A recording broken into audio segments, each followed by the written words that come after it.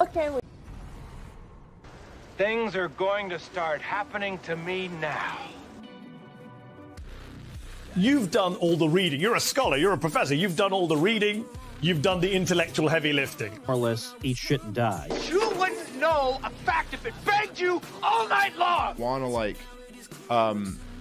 to give the wrong impression, because I am very high. Ran up behind him with a hatchet. Smash, smash, smash. Yeah. Care. I'm a libertarian. What I'm getting is, did you vote for Joe Jorgensen or Trump? Who? Joe Jorgensen. That was the perfect answer. Thank you.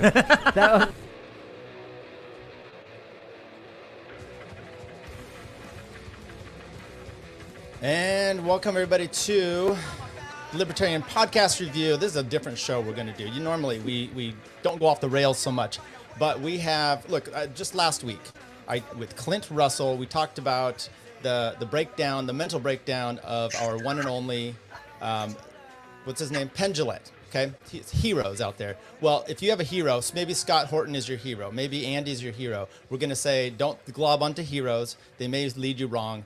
Scott Horton, welcome to the Libertarian Podcast Review. I appreciate you coming on, and Andy, of course, as well.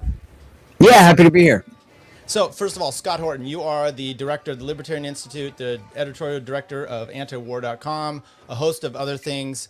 Andy, what are you? A garbage man. Okay. Do you have any books coming out? I know that Scott has some books. Scott, maybe you can talk to us real quick about your libertarian books and what you do at the Libertarian Institute. Before we get into the main topic, which is we're going to talk about skateboards, we're going to first, I'm going to play you with some clips, and I want you to react to them. But first of all, tell us exactly what you do and why you are the legend that you are. Oh, well, I don't know about that, but I do a show. I got 5,000 something interviews going back to 2003, almost all libertarian anti-war stuff. And then I wrote some books. I wrote Fool's Errand about Afghanistan and Enough Already about the war on terrorism, which that's the best I can do is Enough Already if anybody wants to read that. And then I got a couple more. One of them is a collection of my interviews with Ron Paul. And then the new one is a collection of interviews that I did with different experts about nuclear weapons over the last 15 years or so. It's really covers all aspects of nuclear weapons, called Hotter Than the Sun.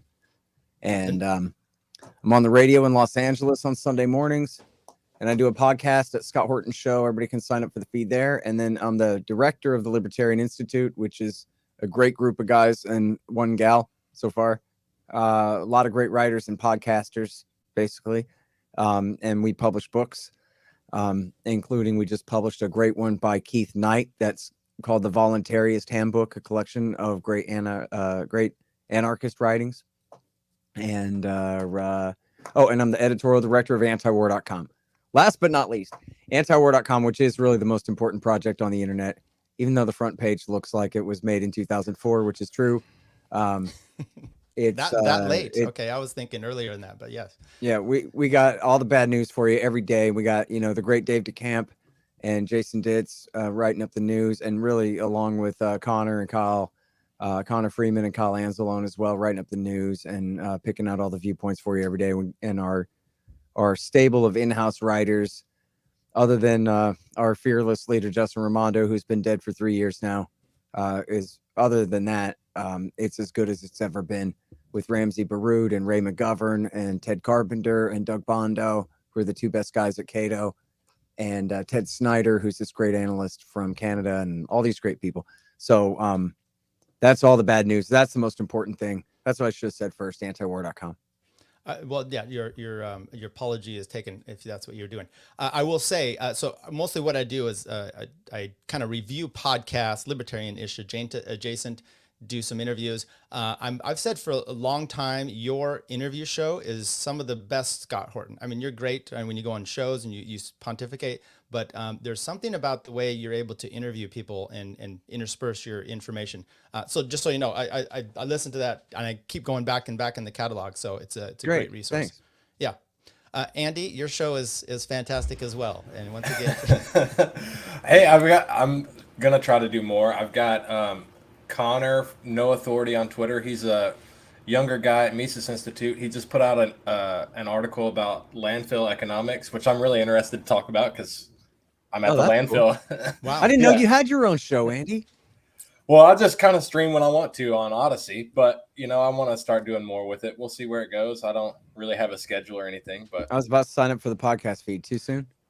Too soon. Too soon. Okay. Well, but I'll tell you what you can do is once a month, Andy and I get together and we rip off Tony Hinchcliffe and his Kill Tony. Okay, he does a thing there in Austin where you're at, and comics come in. They have amateurs. They have a minute to go up there and they just say whatever they want, and then he rips on them. So Andy and I bring people in. They can say whatever they want for a minute, and then we have a conversation with them and kind of filter people through as best we can this method. So Scott, in that vein, I'm going to play you some clips here. Okay, I've got 3 clips, somewhat short. These are actually political related, and if I didn't talk to you a little bit about politics, I'd be really remiss. So the first one here, this is a recent interview of. Let's see if I could figure this out here. There we go. Michael Malice had on Charlie Kirk, and they talked about weed. And so since we're talking skateboarding, and I've heard through the rumor mill other things, I thought this would be a perfect one for you guys. Okay, let's go. I said earlier that you have become more conservative and less libertarian as you've gotten older in your old age. How have you become? Can you give me a few examples or one even? Yeah, I mean, I'll give you one, and I mean, you're probably gonna totally disagree, and that's fine. Is that I used to be super libertarian on weed, right? And like, oh yeah, do whatever you want, and I'm the exact opposite now. I've seen it destroy people's lives, like actually destroy people's lives. I've seen it create remarkably violent tendencies. Now, I'm not trying to judge if some of your audience does it. That's not my point. My point is, should we go out of our way to evangelistically legalize a substance when we already have substance abuse is widespread? That's the question. I understand the alcohol contradiction argument. I can address that. But for example, I live in Scottsdale. They're building a marijuana dispensary five minutes from my home. I do not want the people that go to marijuana dispensaries at 1 a.m. near my home. I don't. And local government, I don't want you near me, period. And so I've seen it in Denver. I've seen it in my home of Chicago. I've seen it in Vegas. I think it creates a sloppiness to the society. And by the way, I'll just be very honest, I hate the smell of it. And I also have seen it personally just completely and totally obliterate people's personal ambitions. And I think the stereotype that it is a gateway drug is kind of true. So that's just one way. A second one. In that though, because one of the issues that I think you and I would very much agree on is the problem with drug cartels, right? Oh, I totally agree. But it hasn't made them weaker. It's made them stronger since we've legalized. So the Sinaloa cartel is stronger than ever since we've legalized weed. So isn't your opinion that marijuana was nationwide made in something equivalent to like what a substance, a schedule, whatever drug, that this would be would hurt the cartels? Maybe. I mean, I think that, look, my view actually ends up being more moderate, which is it doesn't need to be overly enforced. I just don't think we should have dispensaries in every corner. Like, I get it if some kid does dope, I suppose, but it is the culture of weed that comes in that just drives me crazy. But I guess just to counter the argument, the cartels were weaker when we used to actually enforce these laws. The cartels are stronger than ever, period. They're richer than ever. God damn, how long does this go on? We'll stop it right there. There's my rant is, how fucking dare you make me sit here and listen to this for more than 60 seconds in a row? Well, that was the long one, but I had to get to, because I needed you to hear him that he doesn't like the smell. I needed to the weed and the cartels, and that he lives in Arizona, so he's an expert. This one made me laugh. So Scott, keep it to a minute if you can, and Andy, you can chime in on this too. Well, I mean, thank goodness a big truck drove by and muted out about 15, 20 seconds of that. It's going really slow. It might have been a garbage truck. So I didn't have to hear all of it. But look, no, the whole thing is stupid. We shouldn't go around evangelically legalizing it. Okay, well, that's just completely stupid. That doesn't even mean anything. We should make it legal, or we should keep it a crime. That has nothing to do with being evangelical about people using it at all, which is, of course, an entirely different question. He doesn't address at all whether people should have to go to jail for this, other than, like, what does he say? Something, I guess if a kid smokes dope, then okay. What does that mean? It either should be legal or it shouldn't be legal for somebody to smoke dope. They should be arrested. They should have their car searched. They should have to piss in a cup and go to classes and be on probation and maybe go to prison. You know, I saw one the other day. Did you see on Twitter, a guy's doing life for pot? And people said, nuh-uh, look at his record. It was like 46 what happened grams. Was he had committed a burglary. And then he got busted for possession of a firearm. And then he got busted for possession of an ounce of pot. Not a pound, not a ton, an ounce of pot.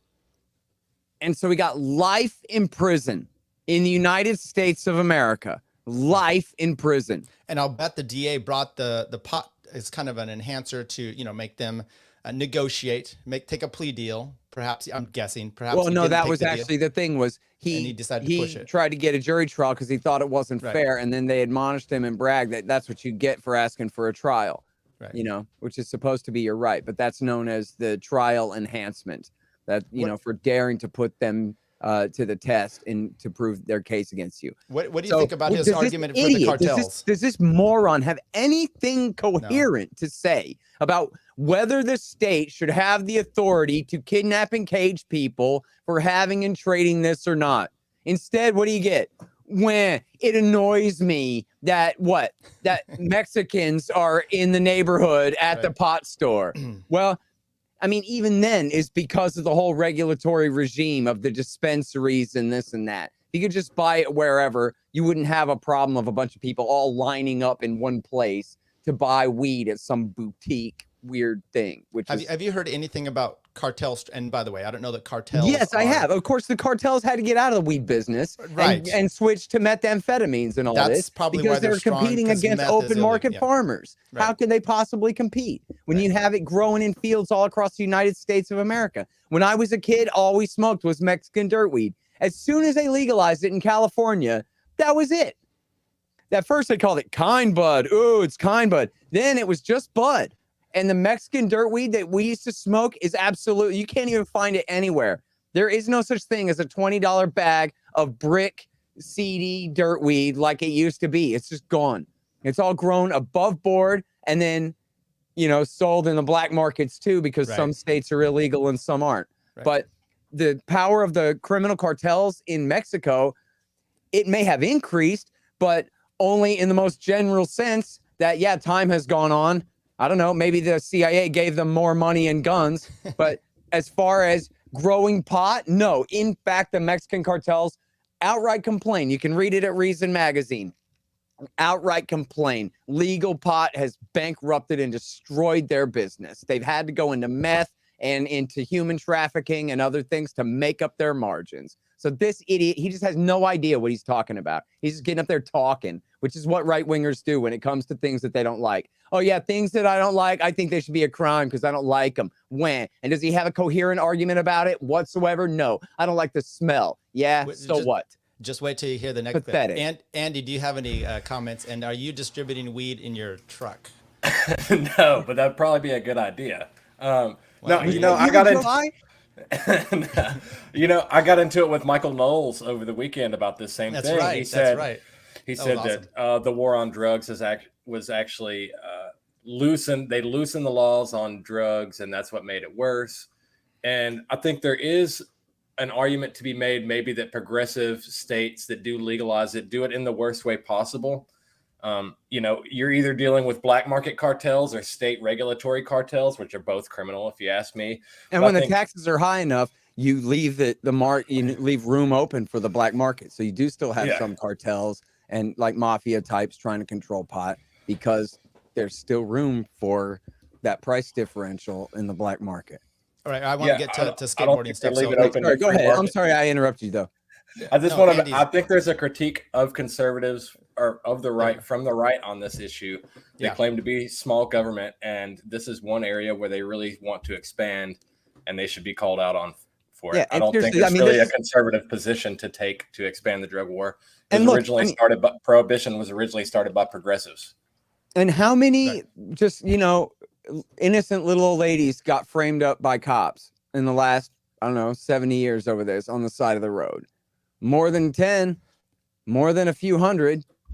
How many susceptible collateral damage for that? Or how many kids? Remember the kid? Well, this is a few years ago. I know there must be a million of them. Where the kid's sitting in his car smoking a joint, and the cops creep up on him and startle him. He puts it in reverse, and then they just blow him away. 14-year-old kid, or 16-year-old kid, or whatever. And it really contradicts their position. How many people got stopped because the cop just pretended that he smelled pot? Oh, I smell pot. And now he has a license to do anything he wants. Go into a club, go into a bar, go into a business, go into a home.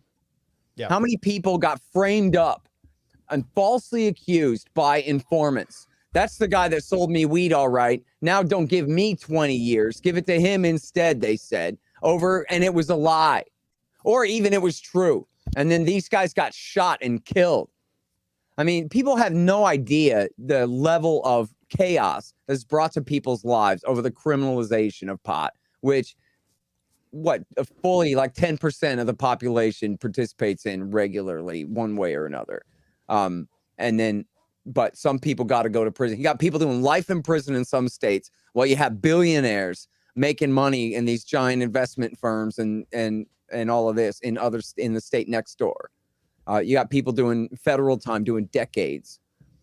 Okay, we're gonna play another clip here I'm sorry, because there was one more thing he said that I was gonna address, but now I'm spacing out what it was because I'm kind of high and it is bad for and that was the thing. Yes, it is bad for your short-term memory, but it makes people violent.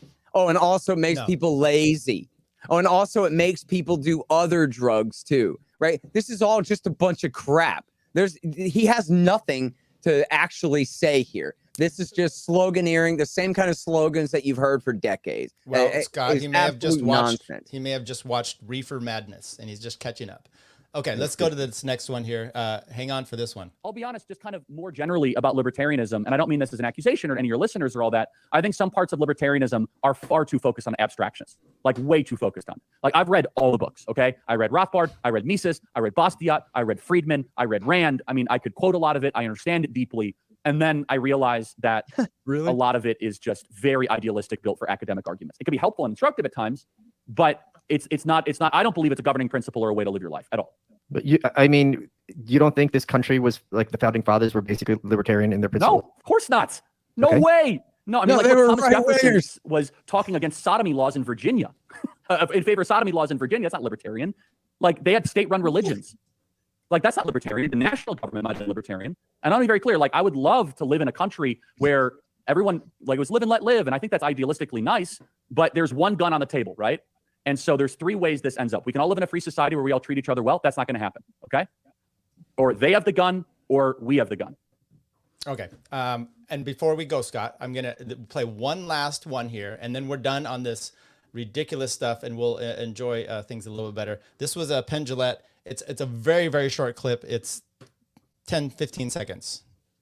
Libertarianism has been so distorted. I can see arguments for not wearing seatbelts, and I can see arguments for not wearing motorcycle helmets, but I cannot see any argument for driving drunk. And that is what not wearing a mask is. It's not risking yourself, it's risking the people around you. Okay. Do you want to make any comments of those, or should we just...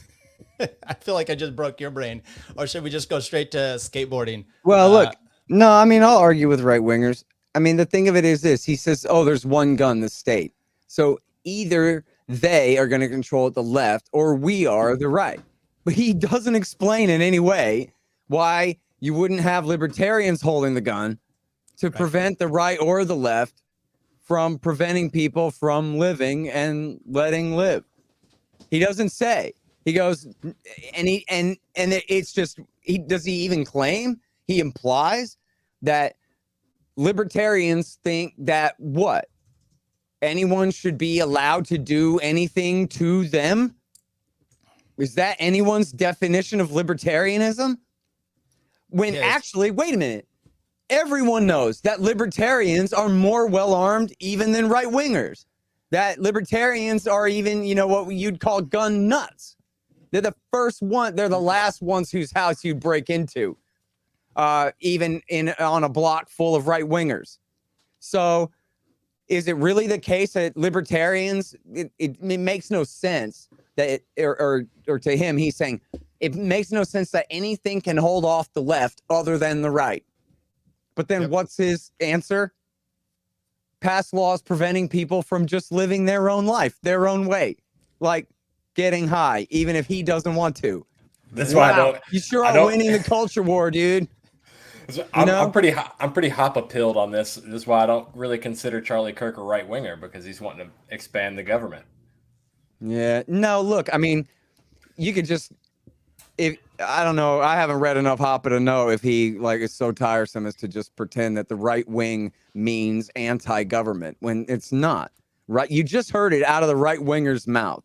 The right wing means the government in the hands of the forces of reaction against the forces of so-called progress, which leaves libertarians lost, stuck in the middle between these two complete idiocies.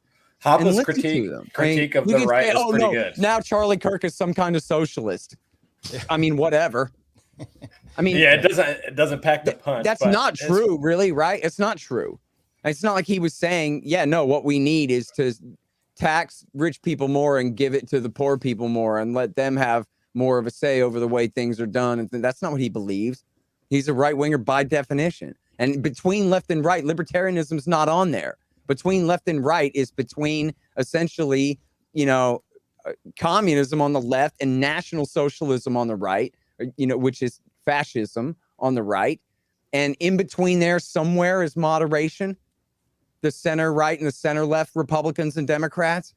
And then we, the libertarians, are the solution to all of what's wrong with all of this. Right. Because so they are wrong about by the way, that's virtually everything. That's the argument to Penn here. And Nick says he skips a step of needing to be sick in order to spread sickness. I think that's the problem Penn has with his thing is we do actually have the best arguments. And Penn seems to, I don't know what happened. His brain got melted as well. Well, and look, I think, and I don't know when that's from, like possibly that's Recently. extremely early in the thing, or I don't know, maybe he realized that actually masks weren't really making a difference at all or what. I mean, it became pretty clear pretty quickly, I think, that it took the KN95, like, super surgical masks to make any difference at all. And that everybody running around in cloth masks and surgical masks wasn't doing anything. So even if it was Ebola being passed around, you might as well just be wearing a bandana or what. It's not gonna, it'll prevent the biggest, if I got COVID, alpha, and I'm like flecks of spittle are flying out of my mouth into yours, like you might prefer not, you know what I mean? But as far as the little aerosolized particles, those kinds of masks are going to make any difference whatsoever. But I think, people want to believe government's good for something in an emergency like this. What can they do? But, from the very beginning of this thing, by definition, it's a respiratory virus. Folks are going to cough. It's going to get around. I still haven't gotten it.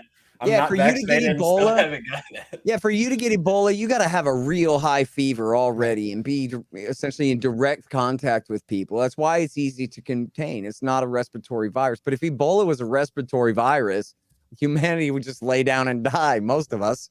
And there'd be no amount of mask mandates that would do anything about that. And then, so Penn Jillette, I guess, is like, he's stuck with his conclusion first.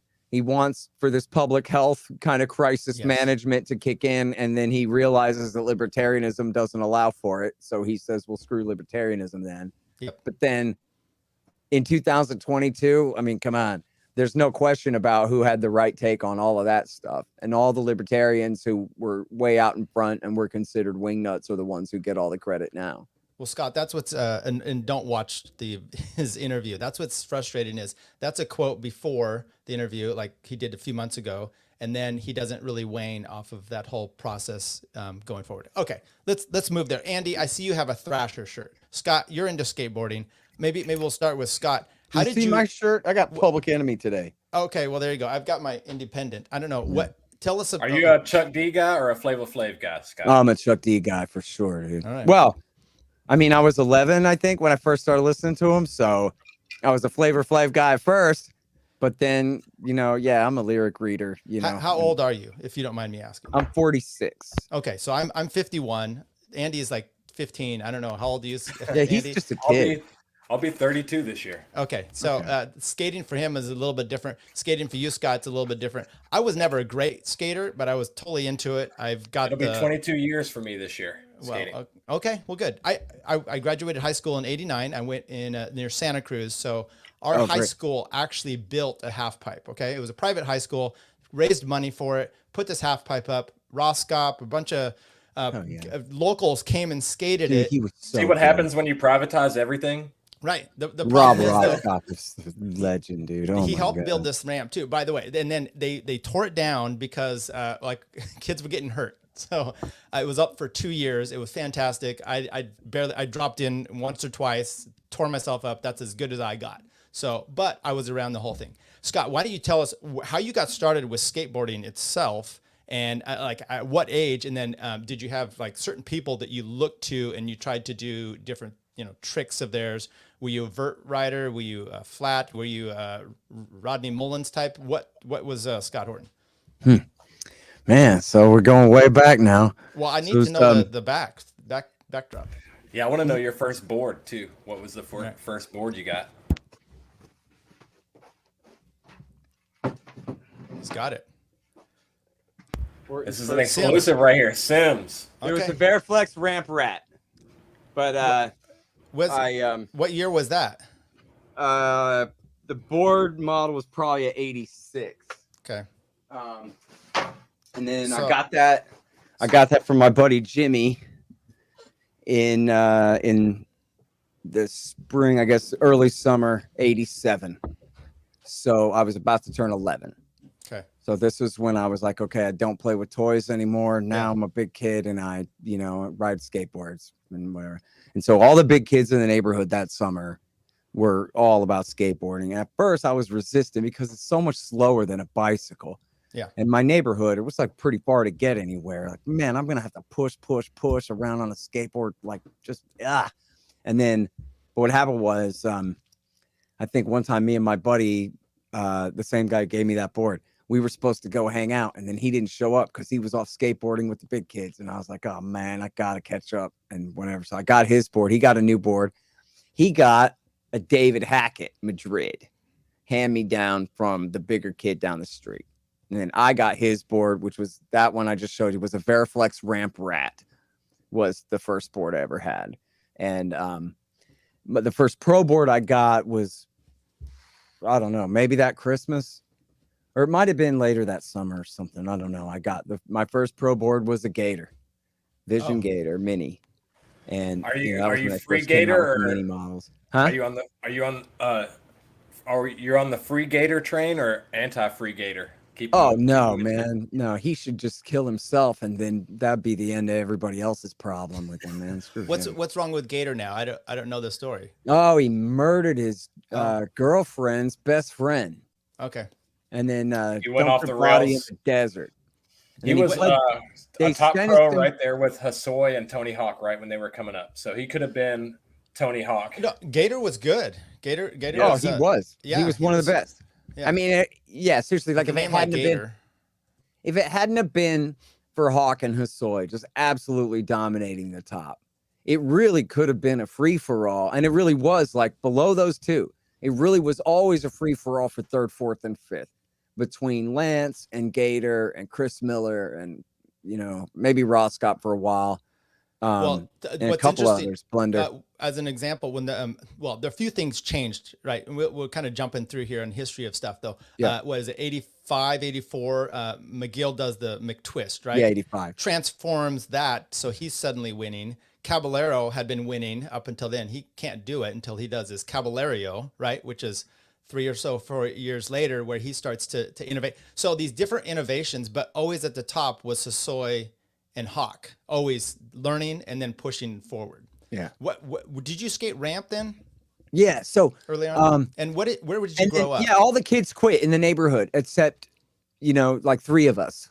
All the other kids went with whatever was in style, the fad in and out or whatever. But there were 3 or 4 of us who decided that nah, this is who we are now. And you know what it was too, man. I'll tell you, it was at the beginning of 6th grade. So that was at the end of 5th grade. So then after that summer, at the beginning of 6th grade, the coolest kid in 6th grade had a party at his house. And all the cool kids are downstairs French kissing or whatever. I'm upstairs all by myself watching a TV that's like this big. And it's on tape is The Search for Animal Chin. Yeah. And when I got there, it was almost over. And then I rewound it and rewatched the whole thing. And then I rewound it and rewatched the whole thing again. And it was just That was unreal. I mean, I'd never seen any. That's like probably the first time I'd ever seen footage of pros riding a half pipe, and it's the Bones Brigade riding the chin ramp, and I was like, "What?" So at that point, I mean, maybe I had seen a couple of pictures of something before. I don't know. I might have seen a Thrasher by then, but when I saw that movie, that was it. Like, that was okay. This is my identity from now on. Is like, I am a skateboarder forever. And then I did like I stayed hardcore, and then. So there was Lone Star Skate Park. I first skated in, would have been like, maybe not until the next year, maybe not until like the spring of '88. So I go to Lone Star. And that was the Texas flag ramp. Had the Vision Streetwear logo on one side and the Texas flag on the other. And I went there and saw Tony Hawk versus Jeff Phillips, battling it out, like in person and all that in '88. Couple of times that kind of thing happened there. And then that was where I really learned to skate, and that was just ramps. They had a little ant ramp 3 feet high, 8 feet wide, and then they had the vert ramp, and then they ended up building a 5 foot, 16 foot wide 5 foot. And then I still suck though, and in fact my friends dropped in on vert, but I never did drop in on vert on Lone Star. I was afraid to drop in on vert on Lone Star. I still dream about it. I'm such a coward. But the next skate park after that was Dillo Park. And they had, first of all, a mini ramp on the inside. I still dream about this all the time. Like, this is, if I ever won the lottery kind of thing, the first thing I'd do is rebuild this ramp. It was 24 feet wide with a 16 foot wide spine. And then next to it was a 12 foot wide hump bump. And then with an 8 foot extension. It was so good, that ramp. And then eventually they built a vert ramp out back, a big steel vert ramp called the Mother Earth ramp. And that was the first vert ramp I ever dropped in on. And, I was still a little kid. I was like 14. So I could do like early grab backside airs at coping, stuff like that. I couldn't do a rock and roll on it. It was so big and I was so little. And by the way, like when I was 14, I probably looked like I was 12 or less. Like I was a little bitty kid. So were you, I think Tony Hawk, Hosoi, I think Cab turned pro at 12. Those guys were like 14. I mean, they're little kids. That's like what you're saying there. Could you have at all competed?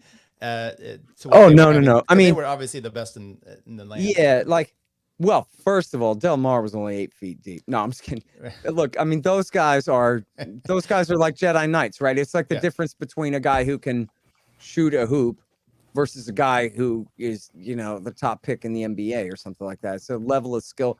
And frankly, like among my friends, I'm not good. You know what I mean? Like I'm purely always been middle of the pack. And I got bros of mine who are still friends of mine who have real talent, who could have been pro, who are at least, maybe right on that line. No, Scott actually will outrip me on the vert ramp, but that's a different end culture, right? Because I'm younger. We didn't really have the backyard ramp skate scene. So I had to wait for parks to open up and, traveling and road tripping, which is a big part of every skater's journey, but trying to hit every park you can and a 75-mile radius or whatever. Yeah, right. We've done some of that too. We had before we got the vert ramp, it was the Wednesday night skate crew, and we'd go everywhere and hit Lockhart and go to San Marcos and whatever and hit all the different parks. But once we got the vert ramp, then it's just Wednesday night vert crew, and that's all it is. Did you do? But I'd shred you on a mini ramp, son. You better look out for me. But on street, I mean, you saw me yesterday at that hump track thing. I'm like, I was afraid at first. I'm old. But I'm excited to get back up there. Once I get good at that thing. I mean, so do you know about that? I mean, we're skipping around here, but no. It was my buddy John Altman. I texted with him tonight. It was my buddy John Altman, who I grew up with skateboarding. Who I first met in 1990, is the guy who built that, Andy. And oh, no way. Is that the guy who has the compound I went to the party out with my daughter? No, but he was there. No, okay. That's Doug King. Okay. But I'm sure John was there that day though. But so he's he used to work at the skate park of Austin, which was like, I'm going to say 2000 through or 2001 through 2008. It ended at the very beginning of 08. It lasted through 07 and it ended at the very beginning of 08, something like that. Bush Ears era park. And he worked there for a long time. I mean, I've known him since forever. He's from Wichita Falls. And there's a whole crew of guys from Wichita. But after skate park of Austin closed, they went out and their mission is just building concrete skate parks for counties and cities all across Texas. And I lost count of them. He corrected me. I can't remember the number anymore, but it's. Do you know what the name of the like company he worked for? Something that he's built across Texas. Go ahead. Do you know what the name of the company is that he's working for? I mean, it was Skate Park of Austin, so it was like SPA something. Okay, yeah. I've seen them on social media, and I try to keep up with it. Concrete Disciples used to have a pretty good map, but it's like they haven't updated their website in forever. It's not. Yeah, no, I should look that up. I should look that up and see, because I forget the number now. Hell, let me see. What? I'll text him right now and ask him how many of these things. Because frankly, like I gotta tell you, man. So this guy, me and him just grew up skateboarding together. He's a couple years older than me, and he's way better than me. He's always been a hero of mine, kind of thing. We were roommates for a long time and all this and that. We were cab drivers together, and then when the terror war stuff all happened, like he just really focused on skateboarding, and I really focused more on radio and anti-government type activities and things. And so, I always saw him around and whatever, and we were always bros. We never did have a fight, but we just kind of grew apart because we just had different priorities all the time and that kind of deal a lot, whatever. So then it actually, happened that I didn't see him for like 20 goddamn years or something, or like, maybe ran into him a little bit, or I heard kind of rumors of him. I really went a long, long time without seeing him.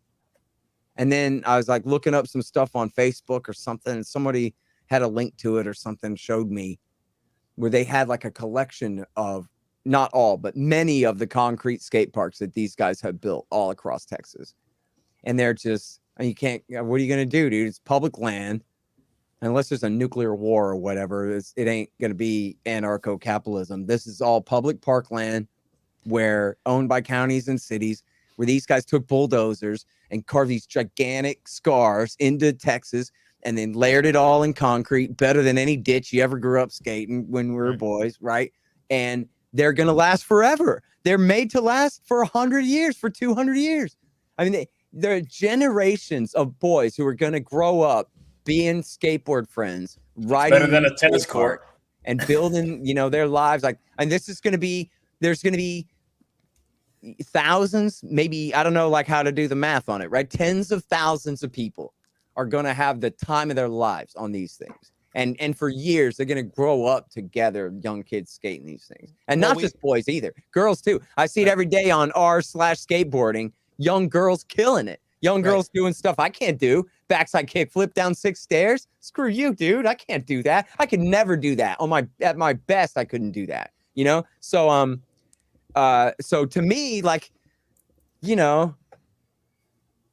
a guy who, like, to anyone else would seem like some kind of deadbeat who lives in this little trailer and like drives around doing small construction jobs and has no family and not much of a life and whatever. Actually, look at him, dude.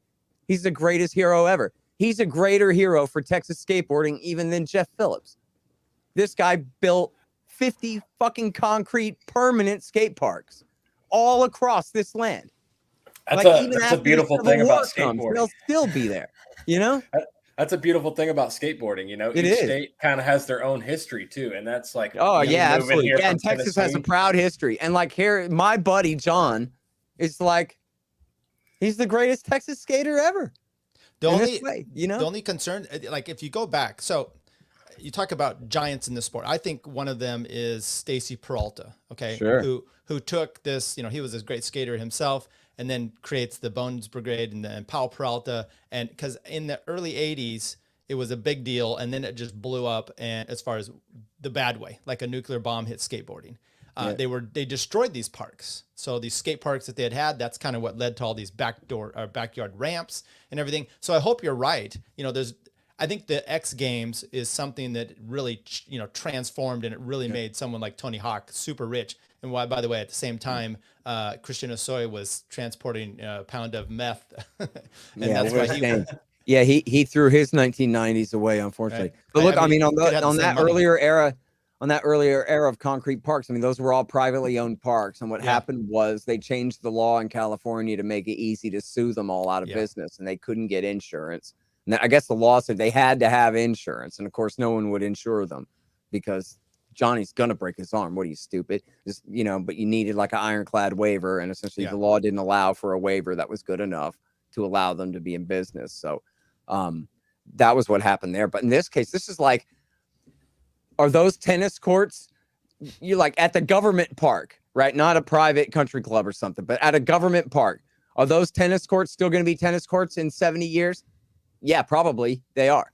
They're still going to be sitting right there. I mean, maybe someone will purpose them to something else, but it'll still be a public park, and it'll still be that land right there. And that's the same thing with these skate parks. Skateboarding is not going away. And the quality of the build here that we're talking about, and, you know, these aren't wooden ramps with masonite surface. This is concrete, you know, permanent structures, absolutely permanent structures made to last. Long after my boy John is dead, these things are going to live on and on and on and on and on for decades and decades into the next century for sure.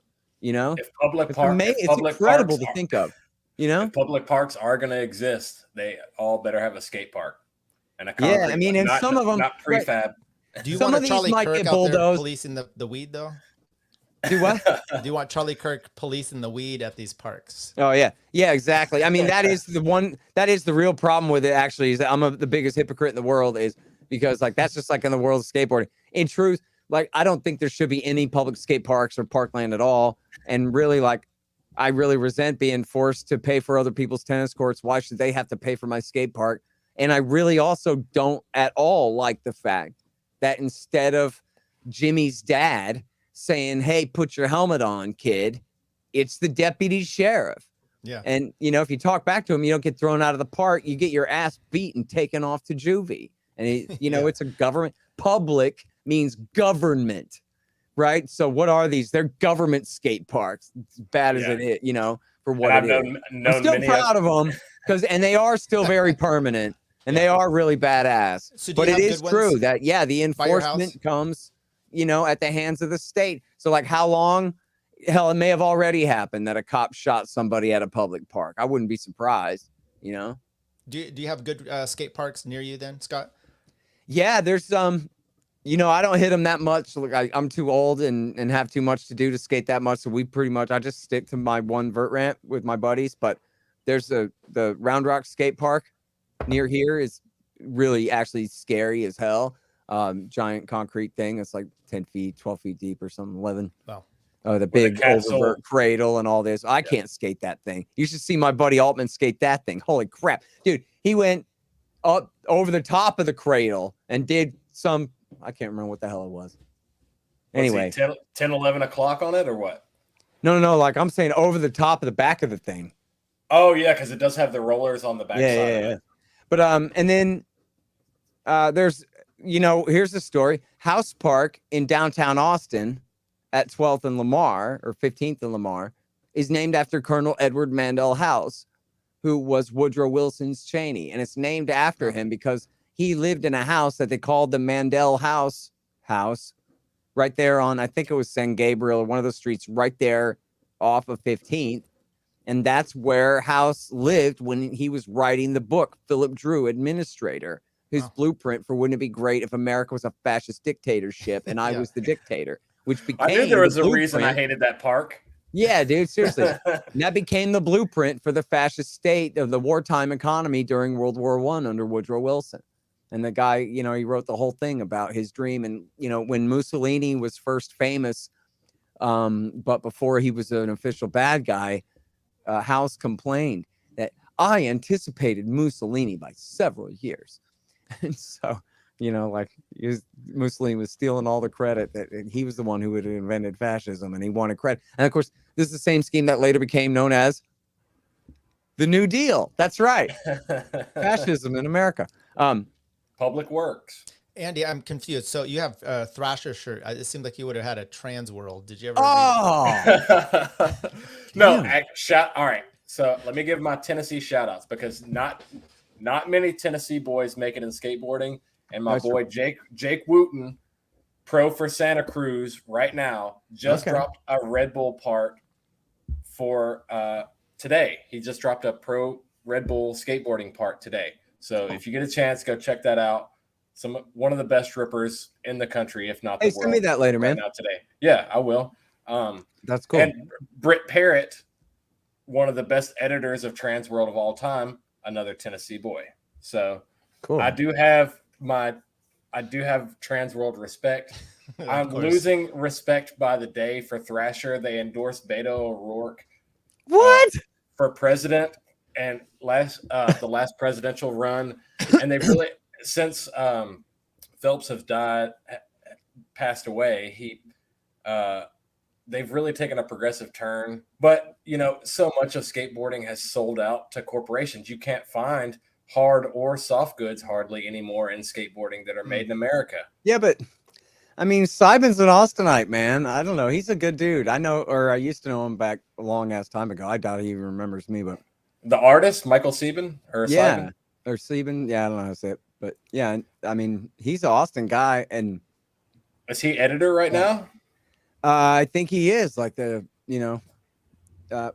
I don't know if he's editor. I think he's like second place, but that means he's actually the one doing the work, right? Thrasher still does a lot for skateboarders. It's like a double-edged sword. I'm not really a fan of skateboarding. I gotta admit, I let my subscription lapse. It wasn't deliberate though. I didn't notice anything too commie in there, but I guess I wouldn't be surprised. Yeah, very commie era. I saw him making fun of some of that stuff too, though. I mean, it is still Thrasher. There is. As far as skate or skateboarding, die, but it sounds like they're going die now. Oh, sorry, go on. As far as skateboarding, like Die Hard skateboarding magazines now, which are almost dead as far as like all paper medium goods as far as entertainment media. Transworld's gone, isn't it? Transworld's been gone as far as I know. There's some smaller zines. Thrasher, I haven't had a physical copy in years, but I still do like Juice magazine.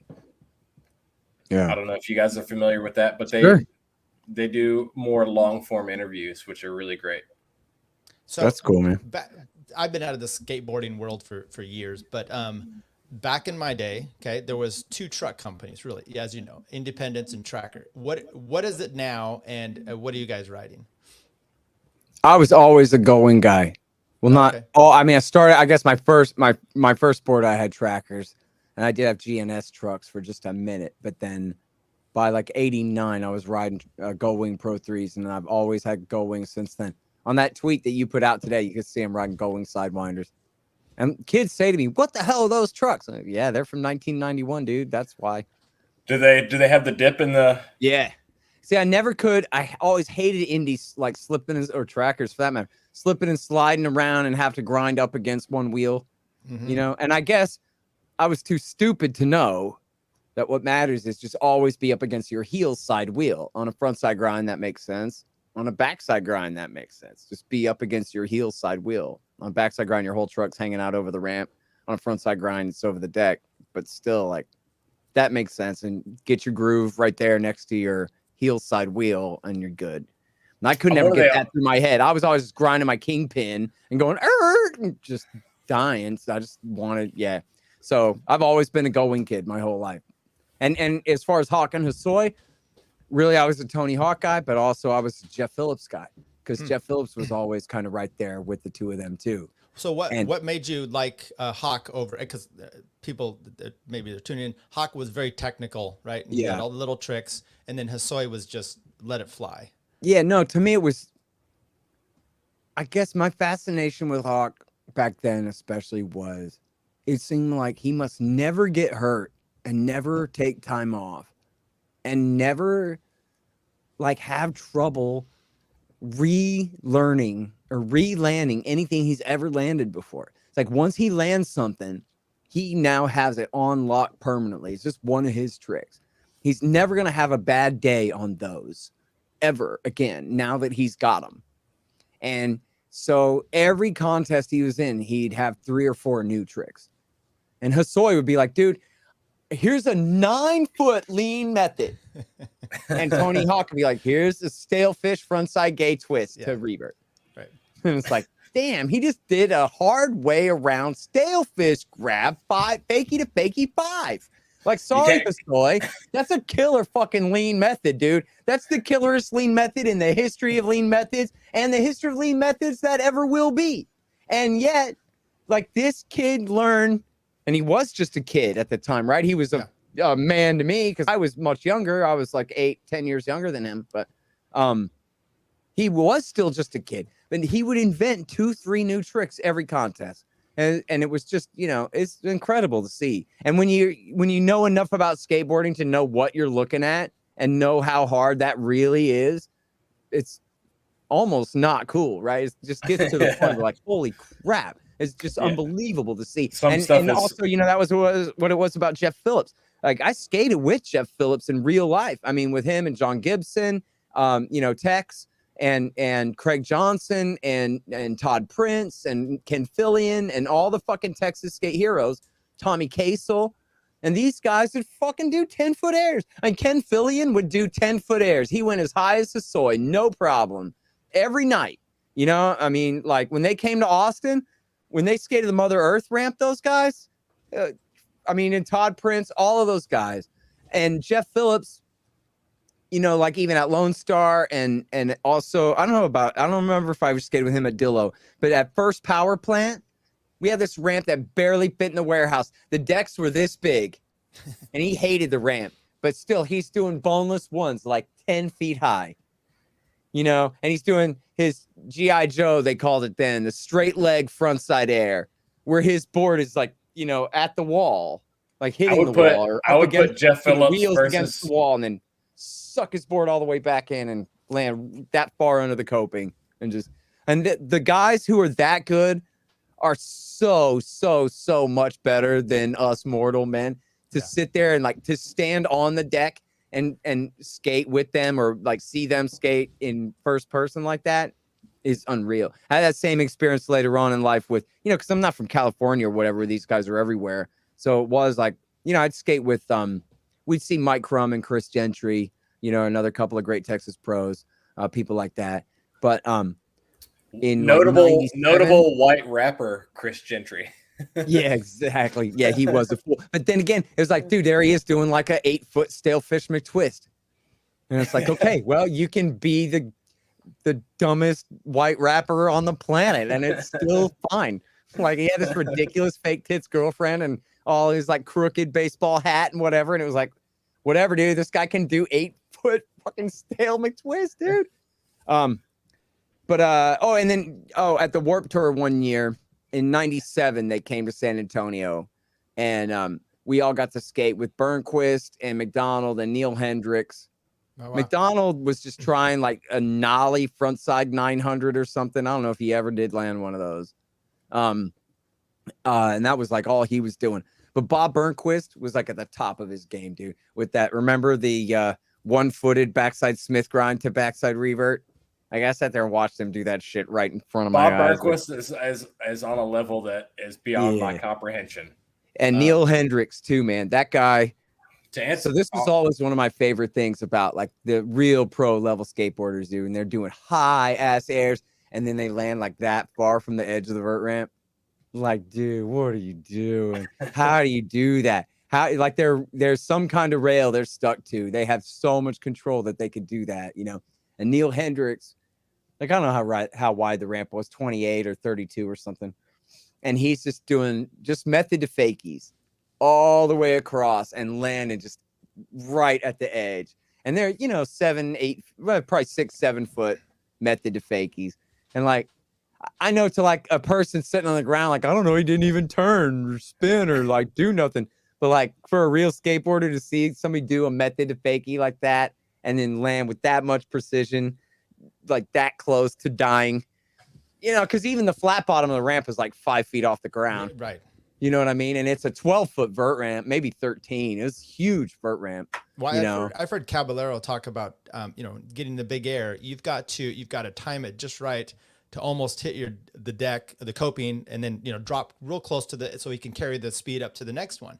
Yeah. And I'm trying to remember, he was talking about some Magnuson. I think he said he can drop down much lower and still get a lot of the height. Tony Magnuson. The mag. Yeah. So they're I mean, you're correct about being precision. You hit the flat bottom, you're dead. You hit up too high, you're toast as well. So pretty amazing. I can't fathom. Tyler, real quick. I just wanted to answer your question about trucks because I'm a younger guy. So I started off on Shorty's skateboard, Grind King trucks. I later went to Brian Thunder King. Trucks, and now I'm riding Indy. They're a little heavier than I'm used to, and I wish they were still made in America.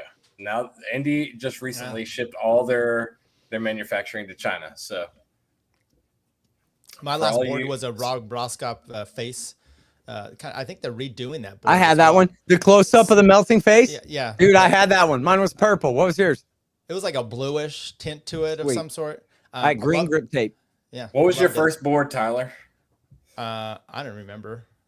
I you don't remember? I don't, because I was poor. Okay, so we and by the way, I was spending all my money on cycling. So I would get a board that my friend would usually give me. He was always giving me some Santa Cruz boards. So this is how you can tell a real skateboarder from a cyclist. Yes, I was more. By the way, I would just say this. What I get fascinated. So Scott, I used to do professional cycling. Okay, and the cycling scene in the U.S. is almost mirrored to skateboarding in a sense, where you started in the 80s. It was kind of died out, and then Greg LeMond kind of brought it back, and then you had Lance Armstrong, who's kind of like Christian Hosoi with a drug problem. I mean, all this things going on, and the way it kind of fluctuates and blows up, and you have these innovative people that happen, and the traveling around, like these guys would have to do. You do a little race here, and your parents help you, and then there's it's a small community. So I gravitated towards kind of the counterculture of the skateboarding. Bones Brigade was a big deal to me because to me they were a little more straight laced than like the Dogtown guys and some of those other little earlier. But did you guys ever compete in any of this? And did you get into Yeah, I mean, when I was a kid, it was all contests all the time at the skate parks, and then we had the NSA, regionals and all of that, and then we had the Texas Amateur Skateboard League for a little while, which my friend's dad set up.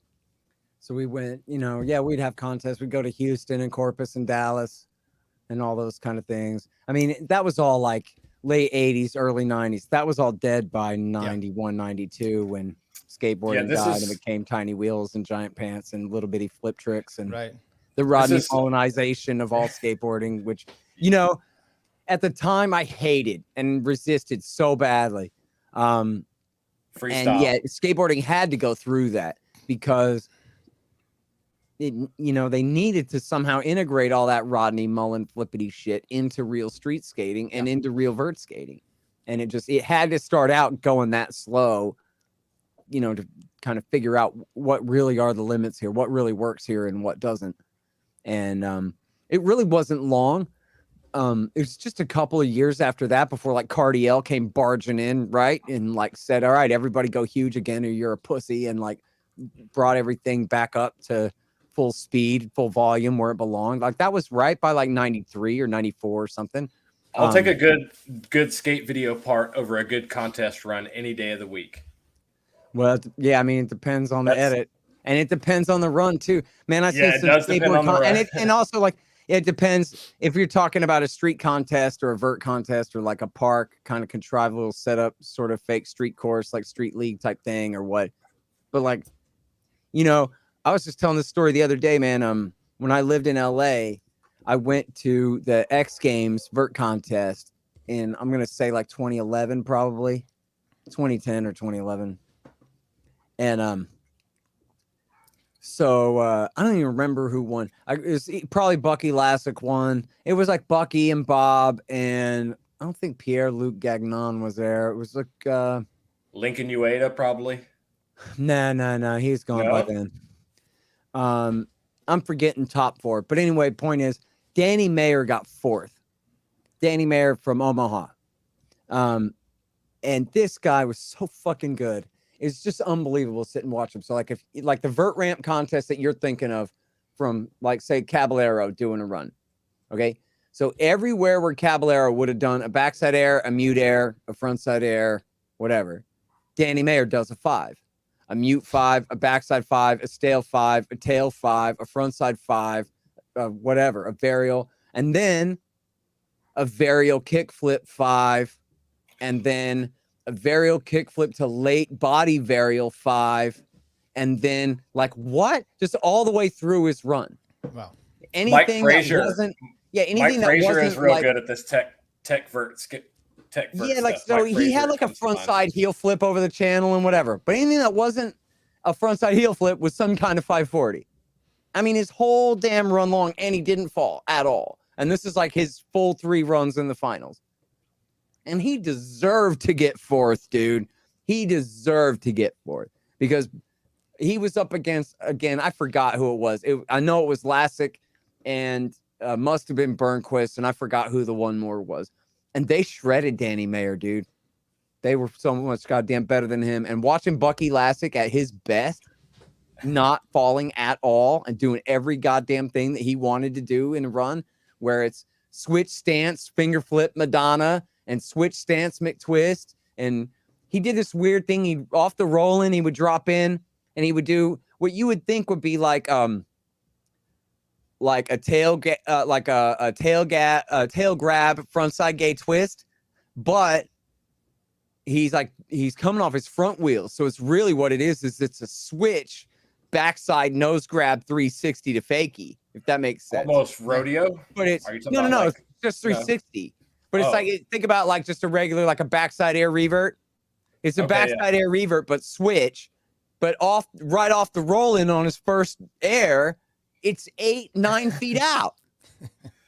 And that is his setup air for the rest of the run. And then it's, heel flip frontside rodeo, and the rest of this. I mean, it's just You made a comment that I'm going to play a quick clip here because I saw this the other day, an interview with Mullen and Tony Hawk, which is cool. I want to watch. I love that show, dude. When I have time, I need to subscribe to that podcast. What I need to do, I catch it on YouTube sometimes. Yeah, this is pretty good stuff. It's so good. And you talk about one learning like street and freestyle, and look, they didn't like freestyle when and you look back in like the 70s, coming up to the 80s. It was dance. Okay. It was horrid to watch. And then they were doing SeaWorld choreographed routines and shit. Right. Rodney changed all that, but this is a really interesting one about how they learned from each other. Came to Del Mar, you and Rocco. Yep. You were already the freestyle king.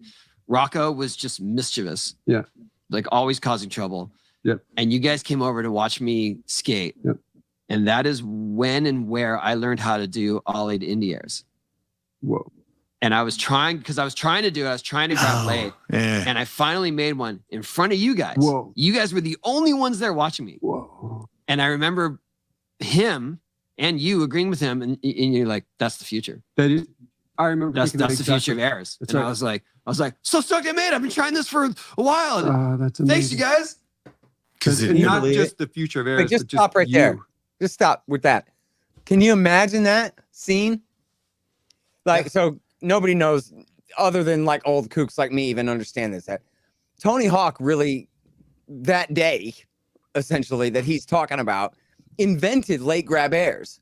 Yep. Like dudes would do sort of kind of what would kind of count as a late grab air, where essentially they're popping it into their hand right off the lip, or they're grabbing right at the top. But Hawk is such a scrawny little kid. He's got no power at all. He can't get air that way. Yes. So he figures out what he has to do is he's got to ollie out and then grab late. And then it's funny because they talk about in the biography, new documentary thing that they made about him, which is really great too, by the way, till the wheels fall off. Oh, okay. And they've talked about this before about how whoever it was at the time, Billy Ruff or whoever, all those guys were like, oh, you're cheating, dude. That's not how you do a real air and whatever. And he was like, well, whatever. Like, I'm too little to do it y'all's way. So I have to do it this way. And so that was him inventing the leg. Now, here he is telling the story to Rodney. There I was. I did the first late grab air ever, or at least first late grab indie air that anyone ever landed. And there was you and Steve Rocco, who, again, absolute legend in skateboarding. Not for his freestyle, but for breaking off and creating world industries and the revolution of the 1990s, So let's go on to this. And just to hear them sit there and talk about it, just watching them talk about that is itself a moment almost as cool as that is. You know what I mean? To me, this is amazing. This is like watching Thomas Jefferson going, and that's when we all signed it, right, Ben? Right. These guys, That's just what was real done. quick. Okay. I want I want to say I'm anti-freestyler. Like, even as someone who respects them and the foundation that they laid, Per Willander and Rodney, I'm just not a fan of theirs. And I'm going to put that out there. If you're in the know in skateboarding and basically sabotage industry, there's a reason why Vision skateboards existed, and there's a reason why Blind existed. And you can tell why those two names are complete opposites. They kind of had a rivalry there. So yeah, but Per Willander left Powell like right after Rodney did and created Birdhouse with Tony Hawk. And then Rodney created World Industries with Steve Rocco. Yeah. No, those guys did a lot. I'm not denying what they did. I'm just saying they intentionally killed Vert. To some degree. Willander did? I mean, Rodney Mullen did. Mullen and Rocco did. I don't think Willander did. No, I don't think that's Willander a bum did. rap on Per Willander, man. No, but I don't. You're definitely I'm just right. saying I'm not a. How did Rodney? I'm just saying I'm not a fan of Per Willander. Wait, what did he do though? I don't know all of the insider info because a lot of this stuff goes unpublished. You just have to know people or whatever. And I've heard stories of people in the industry that talk about Rodney and Rocco and the whole World Industries deal going in and like, maybe I'm speaking out of turn. I don't know this for a fact. No, you're right about them. I just don't think Per Willander was part of that. I think I'm not accusing Per Willander. I'm just saying I'm not a fan of freestyle, and I'm lumping I got Per into freestyle. Well, if you're saying he skated like a fag or whatever, you're right about that. Right, yeah. I'm just saying. Yeah, so Andy, let's but wait. Let me say. Okay. Wait, you got to know about this guy and write this down seriously. If you've never seen this, you got to see. I'm sure you can get it on the Pirate Bay. It's called, or it might even be on YouTube. It's called The Man Who Sold the World, but it's pun, SOULED. The Man Who Sold the World. And it's a documentary about Rocco. And Rocco is exactly what like the Silicon Valley guys would nowadays call a disruptor.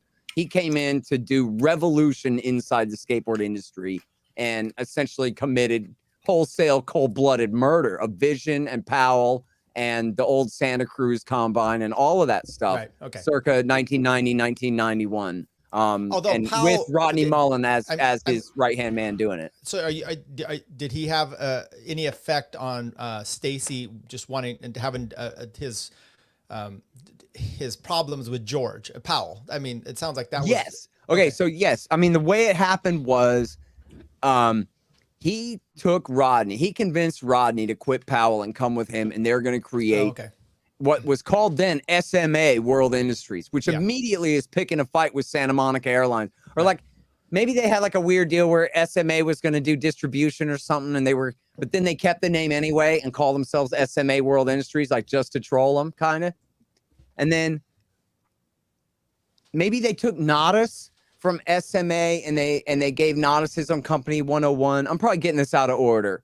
It was something like this. So then George Powell put out an ad with Hawk and Mountain and I guess Ray Barbie, where they're making fun of the small companies.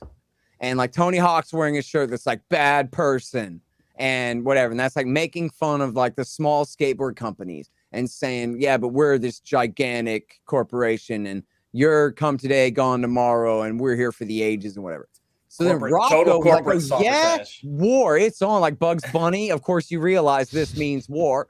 And so then the next thing he did was he put out a line, and I remember when these hit the shelves too. It was like, oh shit, it was unbelievable. He put out a line of skateboards that were all just mocking the Powell graphics. So now the skull and sword skateboard, he's wearing a football helmet and he's got a banana. And then the Tony Hawk skull is now a buzzard beak. That was the Jason Lee Pro model, has a buzzard beak. And then whatever, there are a few more. So now, as they put it in The Man Who Sold the World, now if you got a Tony Hawk at the skate park, you are a total nerd, dude. You are a total loser. You're yesterday's news. And now this is like the wave of the future. So it was like, and he was just Sun Tzu, Art of War, and went after Powell. And then, as you said, Blind is called Blind because they took Mark Gonzalez from Vision and gave him his own company with Jason Lee, and they called it Blind in order to mock Brad Dorfman from Vision because they're, so this was all, and it's really a great free market capitalism story. of like creative destruction. Where like But this guy. I've heard that there's more than just free market creative at play here. There's some kind of internal sabotage going on as well. And by the way, time. Scott, if you're going to say that, if you're going to put out some sort of ad and say that Tony Hawk is a nerd, I mean, he's self-professed from day one, I think. Sure. Oh yeah, no. Well, but having a Tony Hawk skateboard didn't really make you a nerd until then. Gotcha. Like it kind of did, but there were still like people who rode Tony Hawks. How are the birdhouse decks? I don't know if I ever had a birdhouse deck, honestly. I've never had one. I don't know what they're on, what distribution they're on now, but last I checked, like every major board company is being either made in China or Mexico right now. So. Yeah, well, as Jake Phelps said, hey, cash rules everything around me. So all right, let me finish this clip because this I think is a good color. Still Canadian maple. They just ship it over the Pacific and then back again. Like I mean, I was just stoked to finally ollie to grab. Like that's not a very.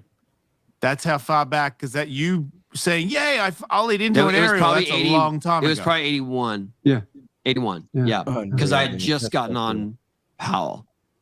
Do you think having ollies, a control on your ollie, is the beginning of like changing the way you can do aerials? Like if you have a good ollie, can you not sort of get away with? I'm talking about in this era, no one did ollie into grabs. Everything was early grab or right at the coping. Right, so I was doing that. It was mostly out of desperation because I just wasn't big enough to get that speed. Could you do a backstep ollie yet? Little ones. Okay, but did you? Because you kind of always looked pretty comfortable in a backstep ollie. Yeah, but the parallels of our life and how they intersect was that he went and started doing ollie grabs. Oh, you flat. did. That's right. Because of you. That's right. Wait, you did the ollie India because you saw him do the ollie India. No, and then I went and learned finger flips. Because of him, and then he learned airwalks. Yeah, because of me. Mate. Yeah, for sure. It was crazy. So we would just watch each other. Yeah. I'd go watch a freestyle. Like what? Oh yeah, I'm gonna go try that one. Go up and then he'd come watch me and he's like airwalk. Okay. And then later, Jason Lee was like, the funnest stuff is from watching. Rodney Mullen's got a cool 360 flip. Maybe I'll try that. And then Jason Lee started taking him to street and doing them over. Off of curb cutouts and stuff. This is my point. Andy, you could say they're fake and gay all you want, but I think there's a necessity to some of the things, especially when you are such an innovator as Rodney Mullen, and then guys like they're obviously friends, and you don't necessarily steal it, but you're hey, that's an interesting move or something you're doing, and then incorporating it. I mean, this is to me, it's a fascinating. I'm sure skateboarding is always progressive like this, but this stuff in the '80s because. I mean, Gelfand figures out the ollie in like early 79, 80, and then Rodney does it on the flat, and then suddenly everybody's like, it's transformative on vert and street. Yep. Can I tie this into like libertarian? So like, yes, to me, this is like urban and rural, right? Like you need your farms to come to the urban area to sell to market. And this is like where they have a beneficial relationship. I don't know what video it is where they show, because Rodney was partners with Rocco in World Industries. And so there's two major things here. First of all, Rodney is the one who came up with the shape of the modern skateboard. Like people were kind of messing around with double kicks and stuff like that. The New Deal had a Siamese twin board and this kind of thing in like 1990. But it was Rodney that said, no, the nose needs to be like a 1/4 inch longer than the tail. And not scoop kind of spoon nose like Powell had it. It needs to just be, a flat wedge like a tail is with no concave to it. And it needs to be a little bit longer than the tail. And then gave that out to all the World Industries kids. And then that was like, finally it clicked that this was the perfect shape of skateboards, which by the way, like anything else that you skate is retro going back to what used to be. Once they came up with the Band-Aid board shape, it like just a scientific fact. It's just better.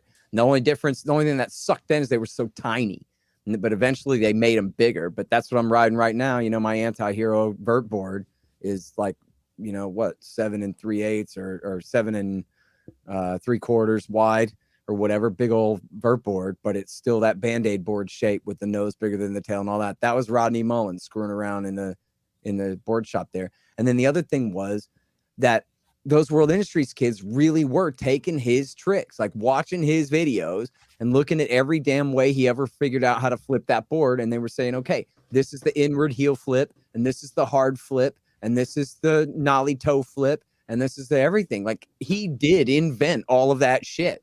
The only way they were able to do it up a manual pad and then down again was because they were copying him.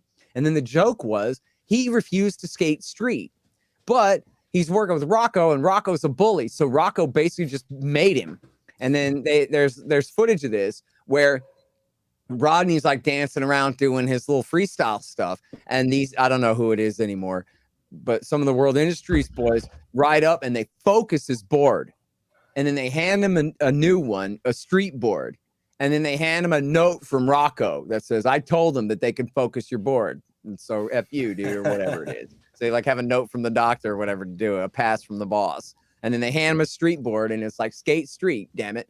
And then I think Mullen told the story in one of these things, whether I forget if it was Rocco, if it was somebody else who finally convinced him to go ahead and try it and just start doing his goofy, freestyle stuff at speed. Just take a few pushes and do it across a manual pad, dude. You'd be amazed what you can do, And then that was all. And then I don't remember the names of the videos anymore, but the first World Industries video that came out with Rodney Mullen skating street, it was so badass. Had the first dark slides in it and like Casper slides across the manual pad and all crazy shit. Well, I wonder if that's so good.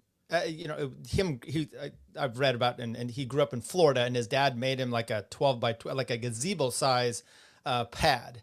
And so he would do his stuff there, and then he would, and people even complained about him in competitions for not rolling, not moving, So I wonder if that had anything to do with his stagnant thing. Yes, absolutely. I mean, look, and I think they would say, and like he would say now, like he was a completely autistic kind of freak kid. Yeah. It was like, to him, it was, I don't know if he like came up with just some awesome shin guards and just said like, that's it. I'm going to figure out like mathematically, I don't know, maybe even took out a piece of graph paper or whatever, like every different way I can flip this board.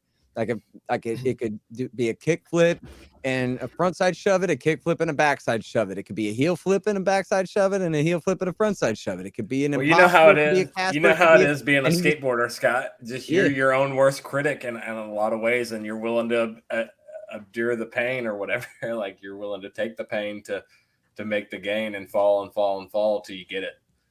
Yeah, I mean, well, it'd be a lot easier if I only had to worry about shin guards, right? Like I don't know.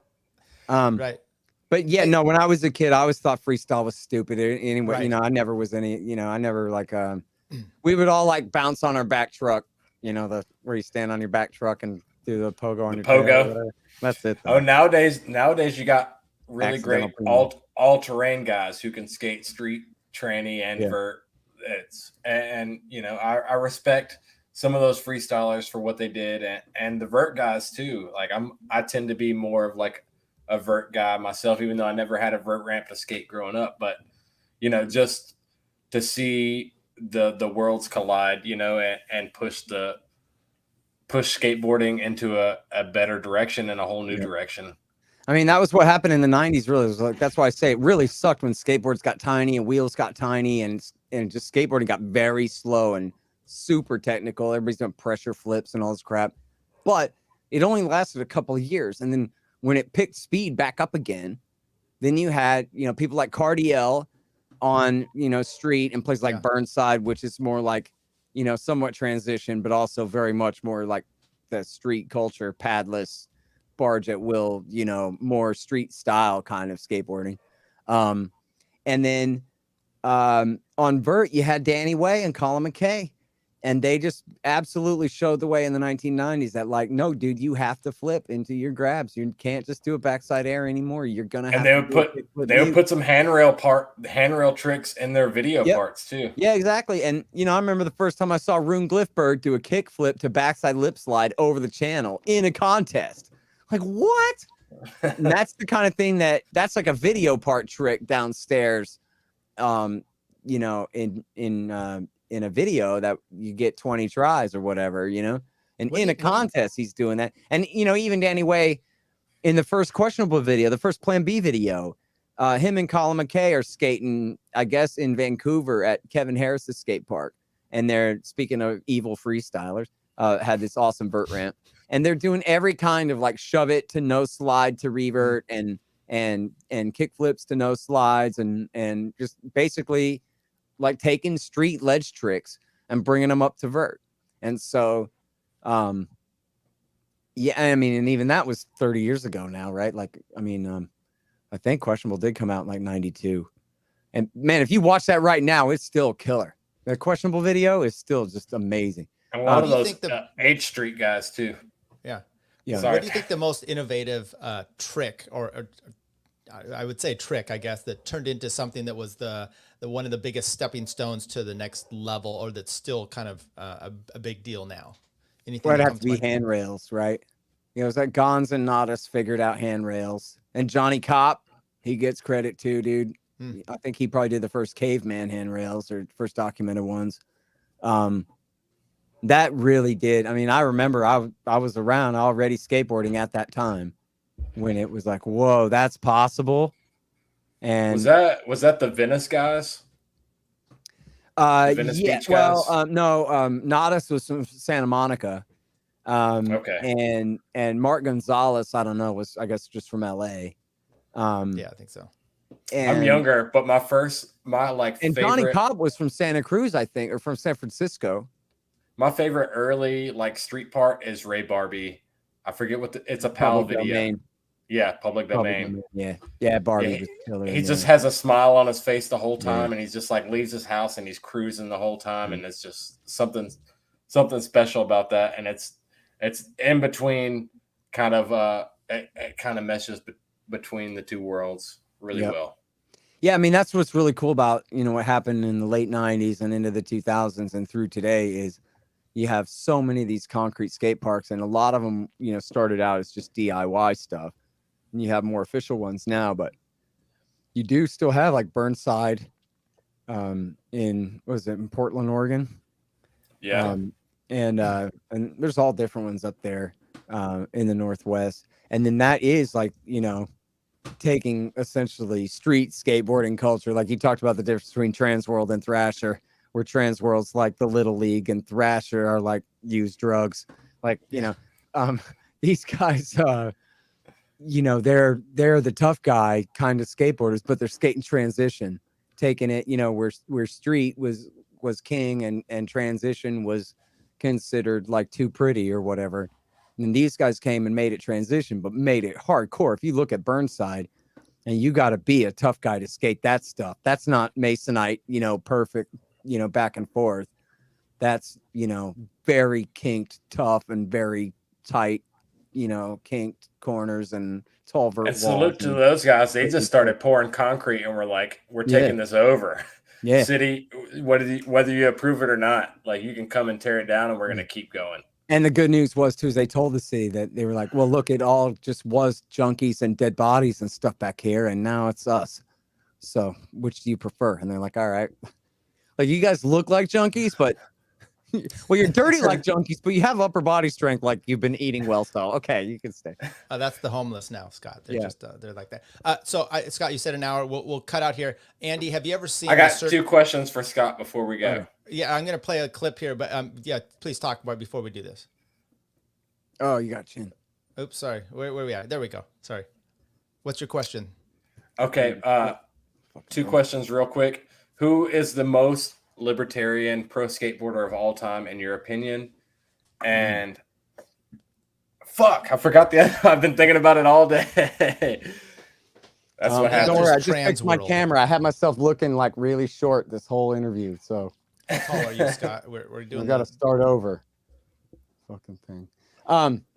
I guess I'd have to say Rocco, just based on, as I said, the man who sold the world and his role in using free market capitalism to change skateboarding to the degree that he did and when he did. I'm telling you, if you haven't seen it, it's an absolutely excellent documentary. And it even starts out where like he gets a $20,000 loan from a mobster, and they interview the mobster. And the mobster's like, yeah, get off the phone. Like 10 seconds later, this guy's like jumping over my balcony, crashing through my living room window. Like, anyway, the whole thing. So you know, like if I was tedious enough to write an article about libertarianism and skateboarding, like that would, I think Rocco would be the poster boy for like, look, man. And in fact, you know, because skateboarding is a counterculture kind of thing, and we grew up in a time where like the Christian right was dominant and that kind of deal, that, you know, skateboarding is very punk rock, and punk rock has some kind of right-wing and libertarian tendencies, but it has a lot of commie tendencies too. Yeah. And there's sort of the idea of, you know, being socialist as being against the status quo, or, you know, that kind of deal. As I guess you were saying, Thrasher's getting more woke these days and all of that kind of thing. But, you know, skateboarders should recognize, like, you know, if I was to write a letter to Thrasher, all of skateboarding, you know, culture and everything all comes from capitalism. It's, you know, who would have thought? If you ever listen to Stacy Peralta open his mouth ever, all he has to say is, I was a poor kid from the ghetto, and I figured out really quick that I could make my way out of here by skating pools and by helping other young men also skate pools. And then what I do is I'd sell wheels with the other young men's names written on them, and we'd all make bank and buy houses, right? And like, in fact, there's an interview, I think it's the autobiography of the Bones Brigade, or I can't remember which it is, where Lance Mountain is caught up in the anti-capitalist mentality, basically, as Mises called it, where he's like, Jesus, is this really doing the right thing? Making money, selling skateboards, and being happy our whole lives long, and all this stuff. It's like, dude, you can't even come up with anything to feel guilty about. Yeah. What are you talking about? You're talking about thousands of young men, instead of having to have jobs, got to ride skateboards till they were 30 for their living. What's so interesting on that, I heard Steve Caballero talking about, you know, he's about 4 years older than these guys, but he's suddenly making like $200,000 or $300,000 a year. Okay. And he's a 1099. So he's like, it's Peralta and these guys did not tell me to put money away, but he goes, luckily my brother did. Right. And Tony Hawk's like, yeah, my sister was a CPA, same exact thing. Right. And you would think, and the conversations were like, yeah, you got to suck, you know, 30, 40, 50% of your income away to pay your taxes. They're like, I always just thought mom and dad file taxes, they just get money back. How come I'm not getting money back? This is it was inspirational in a sense that maybe these guys learned a little bit from this. And maybe Lance Mountain didn't. He was a little older. Right. Maybe he was he didn't seem quite as bright. So who knows? Yeah, I mean, I'm gonna say Dwayne Peters is my most libertarian skateboarder. He may not have the entrepreneurship, but just the attitude. Definitely the most punk rock by far. Oh, I remember my second question. What was your first skate punk show? Like first skate punk rock show that you went to? Oh, you know, I don't know. That's a good question. I went, you know, Agony Column at Liberty Lunch. I mean, they're an Austin metal band. And when I was in junior high, like skate rock meant metal rather than punk. Like I didn't really listen to punk rock until I was older. In fact, I was just reminiscing with an old friend of mine about how, you know, all we ever listened to was metal and rap. And then my friend moved to town and he was like, what? You guys don't listen to punk rock? Dude, you got to listen to punk rock. And then he put on, and we figured it out what it must have been. It must have been the Dead Milkmen. And I was like, this shit is so gay and lame and stupid, dude. I don't want to listen to this crap. And then so I was like so totalitarian in my judgment that I didn't even want to listen. I don't want to hear nothing about Fear or Black Flag or Agent Orange or like anything good you might have to play for me. Because I heard punk rock, and it's that whiny boohoo crap that my friend Kevin tried to play for me when he moved to town. So it wasn't until I didn't really start listening to, and none of the skaters I hung out with did. We all listened to metal and rap. And I didn't really start listening to punk rock until like in my later teens. I guess I had other friends that like finally turned me on to more of that stuff. So then as far as shows, I don't know. No Effects doesn't count. Did you go to any? I never saw Black Flag or Social Distortion or any of those. That's who I played us in with, by the way, was Black Flag. Oh, I've yeah. seen Anthrax. I don't know. Do they count? They sold out. No, they're rad. So. Anthrax is rad, but I wouldn't count them as skate punk. It'd have to be like Devo or Agent Orange or Black Flag. Yeah. I did not. Yeah. No, I feel cheated totally. And in fact, I saw my friend Kevin for like the first time in 25 years recently. Me and another friend all went out for lunch. And I was like, it's your fault that I never listened to punk rock until I was 17 or whatever, you know. Bastard. Me being a young guy, I got the beauty of retrospect. So I got the yeah, Tony no, we Hawk all Pro listened to Skater Slayer and soundtrack. Metallica and Anthrax and Megadeth and all that. And when I was in junior high, Guns N' Roses, I admit it. Danzig and Misfits, maybe I would count them. Yeah, some Misfits, not Danzig, not till later. Yeah, that was 90s. I wasn't big into skate punk, but I'd love the 80s music. So let's, whoops, I keep screwing this up here. There we go. So I'm not going to play the volume on this. Scott, if you want to talk us through that, I mean, look at this ramp. By the way, they tore it down. They reconstructed it a few years ago. And all these same guys, Tommy Guerrero, Cab, Hawk, McGill, and Lance Mountain all redid their cross thing and over the... Just the first backside air and the air out. Oh, man. Dude, everything all about of this. this. Okay. So that's Guerrero. He's the street guy. Yeah.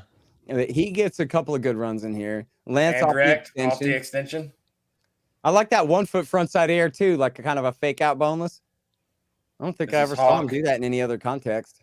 Huge gate twist over the channel there, dude. Even today, if anyone did that right now, and that was 5-6 feet out, that's a huge one, man. Always get gate twist and les twist mixed up. Gate twist is mute. Les twist is backside grab. Okay. And I heard Cab say that the gay Beautiful twist was only Andrex. because they couldn't do it without grabbing. So they said it was gay. Or they're Yeah, not going all the way around. yeah, just look gay. Yeah, they were trying to do caballerials. Yeah. It was Neil Blender and Lance. And they're trying to do This is caballerials. Cab. They couldn't do them without grabbing. And they're like grabbing between the legs, mute. So You don't even have to see if you can watch this and see who it is just by their style without seeing their faces, then you're a real skateboarder. Oh, okay. Well, then I am, because Cab is, by the way, he's easy to see because he's got kind of the bow-legged thing, even at now when he's skating. But that's total I mean, style. you could put don't all need to this see in his face. silhouette and tell who any of these guys are from Yeah. their styles. All very unique, you know. So, Andy, have you seen this movie, this video? Yeah, it's been a long time. Obviously, I'm younger, so it's not burned into my brain like you guys, but I still love it. It's I'm super pretty- gay. This so is it's right Mike up your McGill. alley. There's so much homoerotica in this one. They're in No, the there bedroom. definitely is. You know what's It's funny is It's just bros being bros. yeah, I mean, that was the way they kind of portrayed, like, oh, that's so gay or whatever. They're all in the motel room at the Pink Motel, but like, dude, a bunch of skateboarders laying around a motel room being filthy and sleeping. That's not gay, dude. That's just being a skateboarder. Yeah, and making your way in the world. That's it, dude. And you're gonna make homoerotic humor with your Yeah, friends. there's gonna be a lot of gay jokes, but probably not like much of a mess. And if you see like Future Primitive, you know, which came after this, it was a little bit more just all skating stuff. It wasn't as Oh much. yeah, no, Future Primitive was before this one. Oh, that it was spine. before. Okay. Yeah, this is the Backside third one. air over the spine. Well, why would they go so homo after Future Primitive then? Well, it just was the because- 80s and it was California. You live Well, in and this one has California a now. story. Like the other ones are just they're just I love skate the channel videos. jumping, But but this it's- one, they're all on a mythical mission to find Animal Chin, the ancient Chinese inventor of Yes. skateboarding, who's gone on the lam. Wasn't so they're it on a Sussex? mission, so they go to all these different skate spots looking for Animal Chin. So that's why, because it's the reason it's so gay. It's because it's them trying to act, and they're like. But one of the scenes is they're all like in the motel at night, and they're like doing their exercises with their boys and having skateboard dream. They're slam. Oh, sexing look at that their backside nightmares. ollie. Look at that Madonna. to tail. I'm telling you, dude. Alley oop Indy. Tony Hawk And is coming up here real killing quick it. too. He does like I think the one and only real stand-up 720 that he did. For a very long time.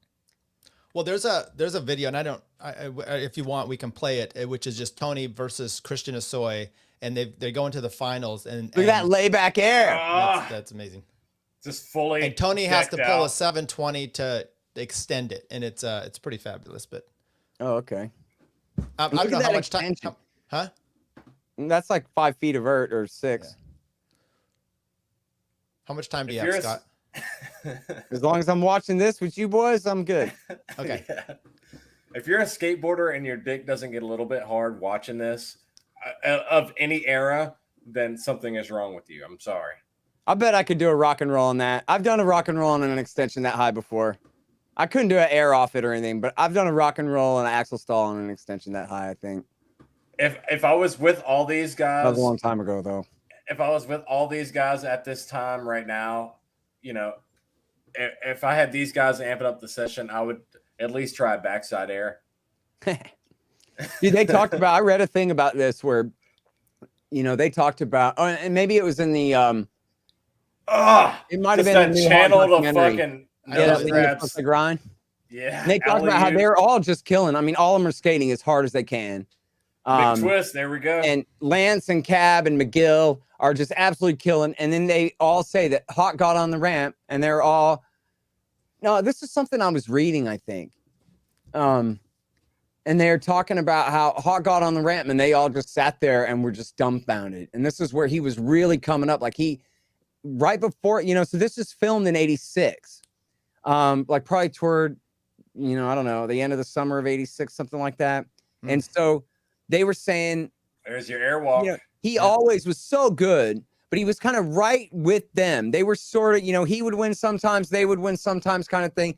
This was the period where he just went nuts. Is this a 7 right here? No. 7's shot from the other way. But this is the time period where he just went, look at this layback air. Oh, See, they were all going, what? Because it doesn't get just a tuck knee invert, and then he just turns around the other way. And nobody can do that like that, where it's that tuck knee and that, you know, tweaked out layback. Andy, do you have stirrups like that? What are they? The suspenders? No, this is way before my time. I wasn't even born when this came out. But I'll give props to your Texas guy, Scott. I mean, Jeff Phillips, one of the best inverts of all time. It didn't matter whether it was Andrecht, and invented his own invert, Phillips 66. So shout out to Jeff Phillips. Jeff Phillips was something else, man. And I mean, honestly, I skated with him. I don't know. And you're not gonna find too many guys my age that know who Jeff Phillips is. And you know, I sat there and talked with him too, man. When he first quit Vision and just got on BBC, he like at Lone Star Skate Park, he sat there and gave me like an hour-long lecture about how evil Vision and Brad Dorfman were and why BBC was going to be rad. Remember Bad Boy Club? What feels better, Scott? Beating Bill Crystal in a debate or landing a trick you haven't landed in a long time? Oh, I thought you were going to say, or hanging out with Jeff Phillips at Lone Star Skate Park in 1988. That too. We'll put that in the same. With Jeff Phillips first. But no, I love skateboarding, man. And there's, you know, especially, There you go. That's it right there. That's the 7. What happened? Oh, man. There we go. Reconnoiter that thing, man. There you go. It'll come back. He does the 7 here in a second. There's a gnarly side plant. Yep. Just invert off the extension. Coming in hot. Dude, you know, Lance Mountain, again, he's always underrated. Hakan Hosoi, why does it keep freezing up, goddammit? Hakan Hosoi was so much better than the other guys that it wasn't really fair. Like, they should have had a separate contest for Hakan Hosoi. And then that way, you could have really had a contest between Cab and Lance and Chris Miller and Tony Magnuson and Gator and a few of those other guys who were so good. But there's just nothing that could compare to Hakan Hosoi.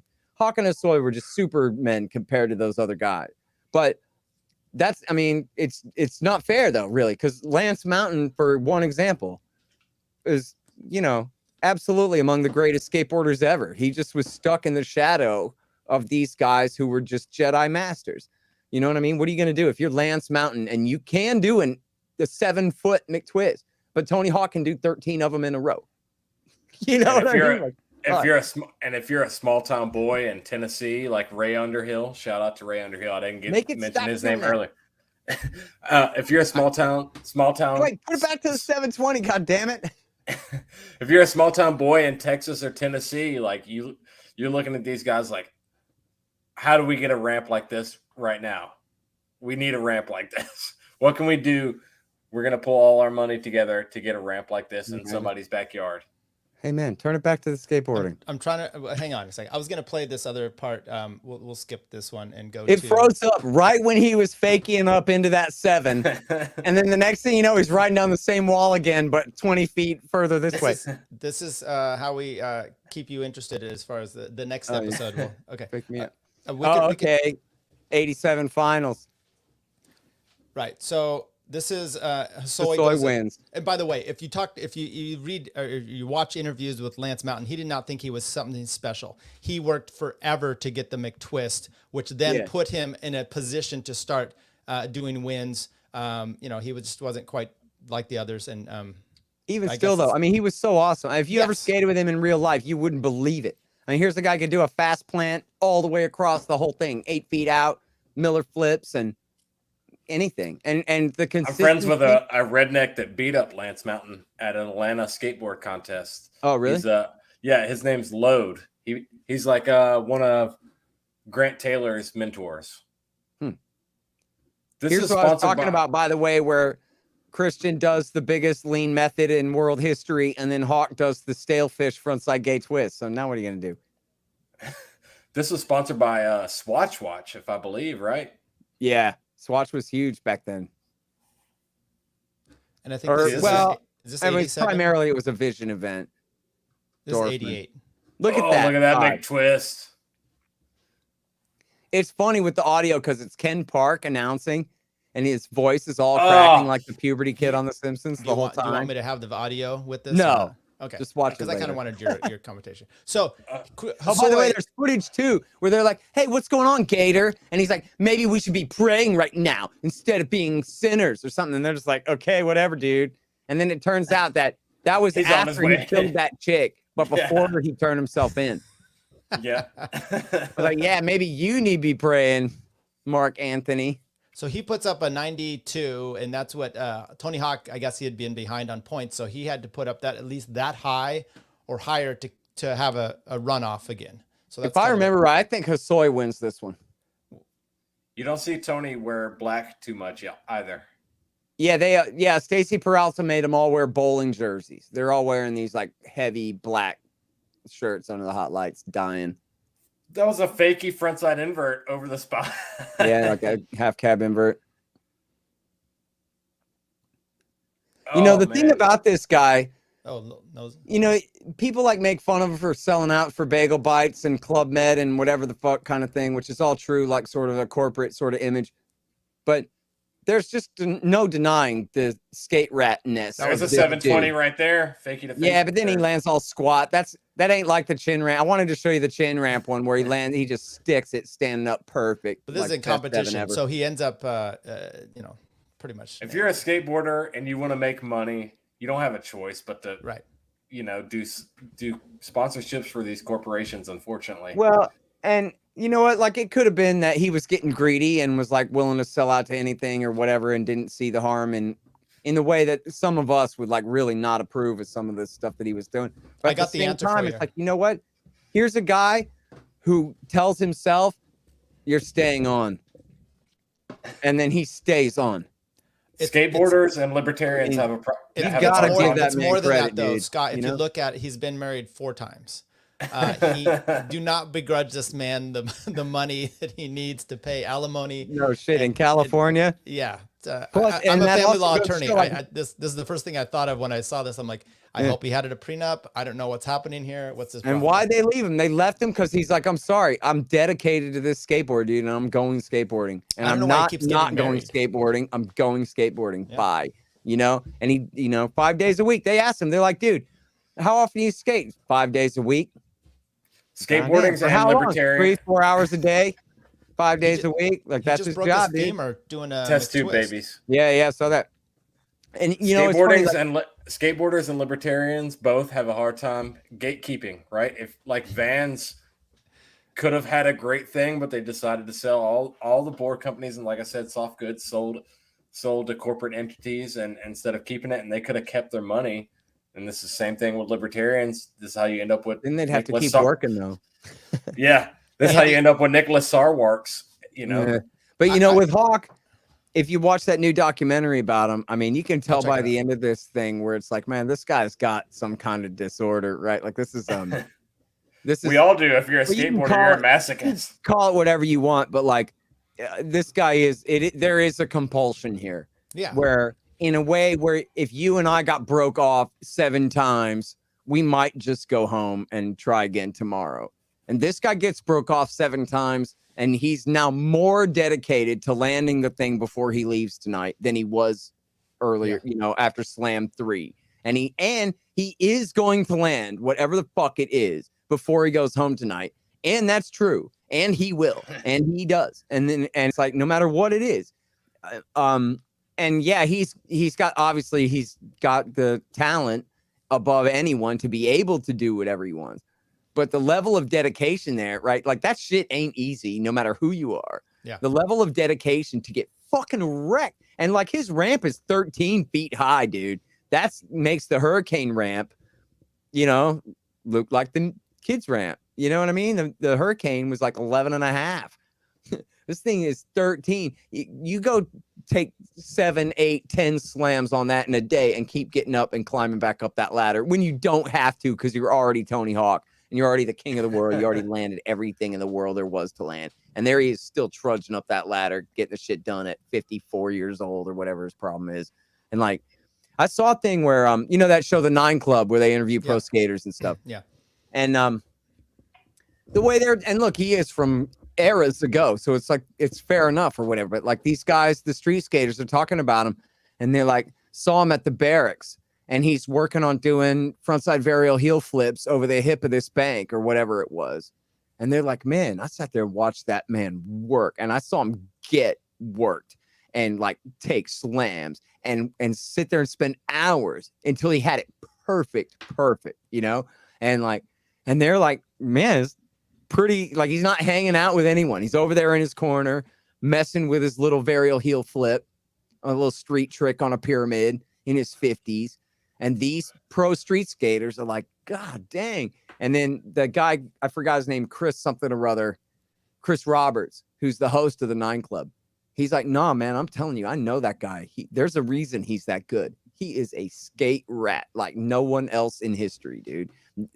Christian Hosoi never had that level of dedication to skateboarding. Maybe nobody did, right? Rodney Mullen, skates at night alone every night or something like that. But like, I don't think that compares. There may be nobody in history falling off a 13-foot ramp.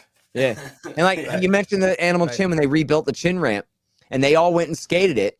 And Peralta talks about how you could see with McGill and Mountain and Lance, they would try something, and if it wasn't right, they'd bail out and knee slide out, and they're still trying awesome shit. I mean, Lance is going for the lean air to grind up the extension, like you just saw, 35 years later, whatever. But if it ain't right, he bails out. And Stacy's like, Tony Hawk, on the other hand, he's like, ride or die, 100%, slam or land, never bail. Ever. And then they show him and he gets warped. He gets knocked out in the flat bottom because I forgot what it was. It's some kind of McTwist over the channel or some kind of thing. And he should have bailed. And instead of bailing, he over rotates and lands on his back and he's knocked out cold. And Peralta is like, dude, chill, bro. Slow down. You're 54. You don't have to be as good as you ever were every day. Yeah. Maybe only on Thursdays you have to be as good as you ever were. But like, it's okay to bail sometimes, homeboy. But his thing is no, slam or land, no bails ever. And like, to me, that's the measure of a man. Like, what can I say, dude? That makes him the best human ever. To be that level of skateboarding, and for that reason, that level of dedication, Speaking of don't meet your heroes, Tony Hawk is looking rough these days. And I don't know if it's because of the slams or it's because he's been raising money for Democrat activist campaigns. No. Yeah. I always wanted to ask him, hey, man, you seem like such a smart guy. I wonder if you have any other interests in life, like, of course, he's a fucking Democrat. He's been married How 4 imaginative, dude. I don't think he's necessarily a Democrat, but he has been raising money for Democrat activist campaigns, maybe naively. I don't know, but he is from California. So. All I would say is he reminds me of Lance Armstrong without getting canceled in the drug problems, right? Where he's got this foundation, he's doing a lot of work, he's doing a lot of things. And when you listen to his podcast, little things he treads lightly on that he just doesn't want to kind of get into. So I'll just let him go. I would rather him tread lightly than raise money for. I would prefer, yes, I would prefer him be bold and brave. But we can take one thing out of this, which is, and it's a shame they see it in their own lives and then they don't expect it from others, which is the work hard. You talked about Lance Mountain. I had seen where when he finally got the McTwist, he said it took him like a month and a half straight of working on it. When he finally finished and he got it, he threw his helmet down. He was so pissed, not that he got it, but that it took him that long. But perseverance. So, we can take that in all of our lives. For anybody still watching, I'm gonna give you kudos here, Scott. To me, I've never seen Tim Pool skate in person, but as far as I'm concerned, I've seen videos of him skate. You're still better than he is, no matter what amount of flat ground pair wheel or flippy dippy. I am better than him. Good to hear. Last thing he does have a mean hard flip though. I give the man credit, and he got when I skated with him, he got a kick flip to backside pivot on his mini ramp, which I cannot do. I've never done in my life. All credit. Maybe hopefully one day I can make it to Tim's show and skate his mini ramp. I doubt I ever will. It's a fun ramp. It's really great. I'm too antagonistic, but I respect Tim a lot. He's not looking for garbage men, Andy. You and I are not going on that show. When Scott, he first started his show, he said he wanted to talk to garbage men. So don't put it past him. He had Pacifica. No, I shouldn't go there. I got to build my clout. He said Charlie Kirk on, so I think he fulfilled that promise. Scott, this might, if you could maybe answer this, I know you're cut on time, but you went on Jocko Willnick's podcast. Yeah. Floored me. Okay. Because I'm like, I like Jocko, but we know what he is. And then you went on there and you did not pull punches, and I did not feel that at all he was holding back. What was that like? And what was the atmosphere kind of after the conversation? Was he receptive to your conversation? Yeah. Well, look, I mean, overall, I give it like an A-. We got along fine, and we got to talk about a bunch of stuff. On his side, the problem was, and I'll blame Daryl for this. Okay. We shouldn't have set the date until after the book was read. Oh, and what happened was we ran out of time. And look, this happened to me a lot of times. It was like 3 hours, wasn't it? And It was like 3 hours. No, but I'm saying we ran out of time before the interview for him to get the book read. Gotcha. So I think he got as far as Iraq War II, and he was like, oh, okay. He learned some things about Iraq War II that we talked about. But you really got to get past Iraq War II to Libya and Syria and Iraq War III and Yemen, where now we're fighting on the side of Al-Qaeda against the Shiites because we're so mad that we put the Shiites in power in Iraq War II. So now we're trying to make up for that for backing Al-Qaeda suicide bombers all over the region and stuff. And so that's the part. He kind of got it intuitively, though. He kind of knew that already. I noticed he was less vocal on the last half of the podcast. Is that why? Well, I think the last half we started talking more about Russia and stuff like that. But I think on the terror war stuff, what I'm trying to say is, whatever he read that I wrote about Iraq, he probably was like, yep, that's true and bad. But if he had gotten into Libya, Syria, and Yemen, he'd have been throwing the book across the room and yelling, fuck. That's what the way the book is written. There comes a point where you say, I can't fucking believe this shit. What? And then it's clear why. You go, why? Because the Israelis hate the Shiites more. That's why.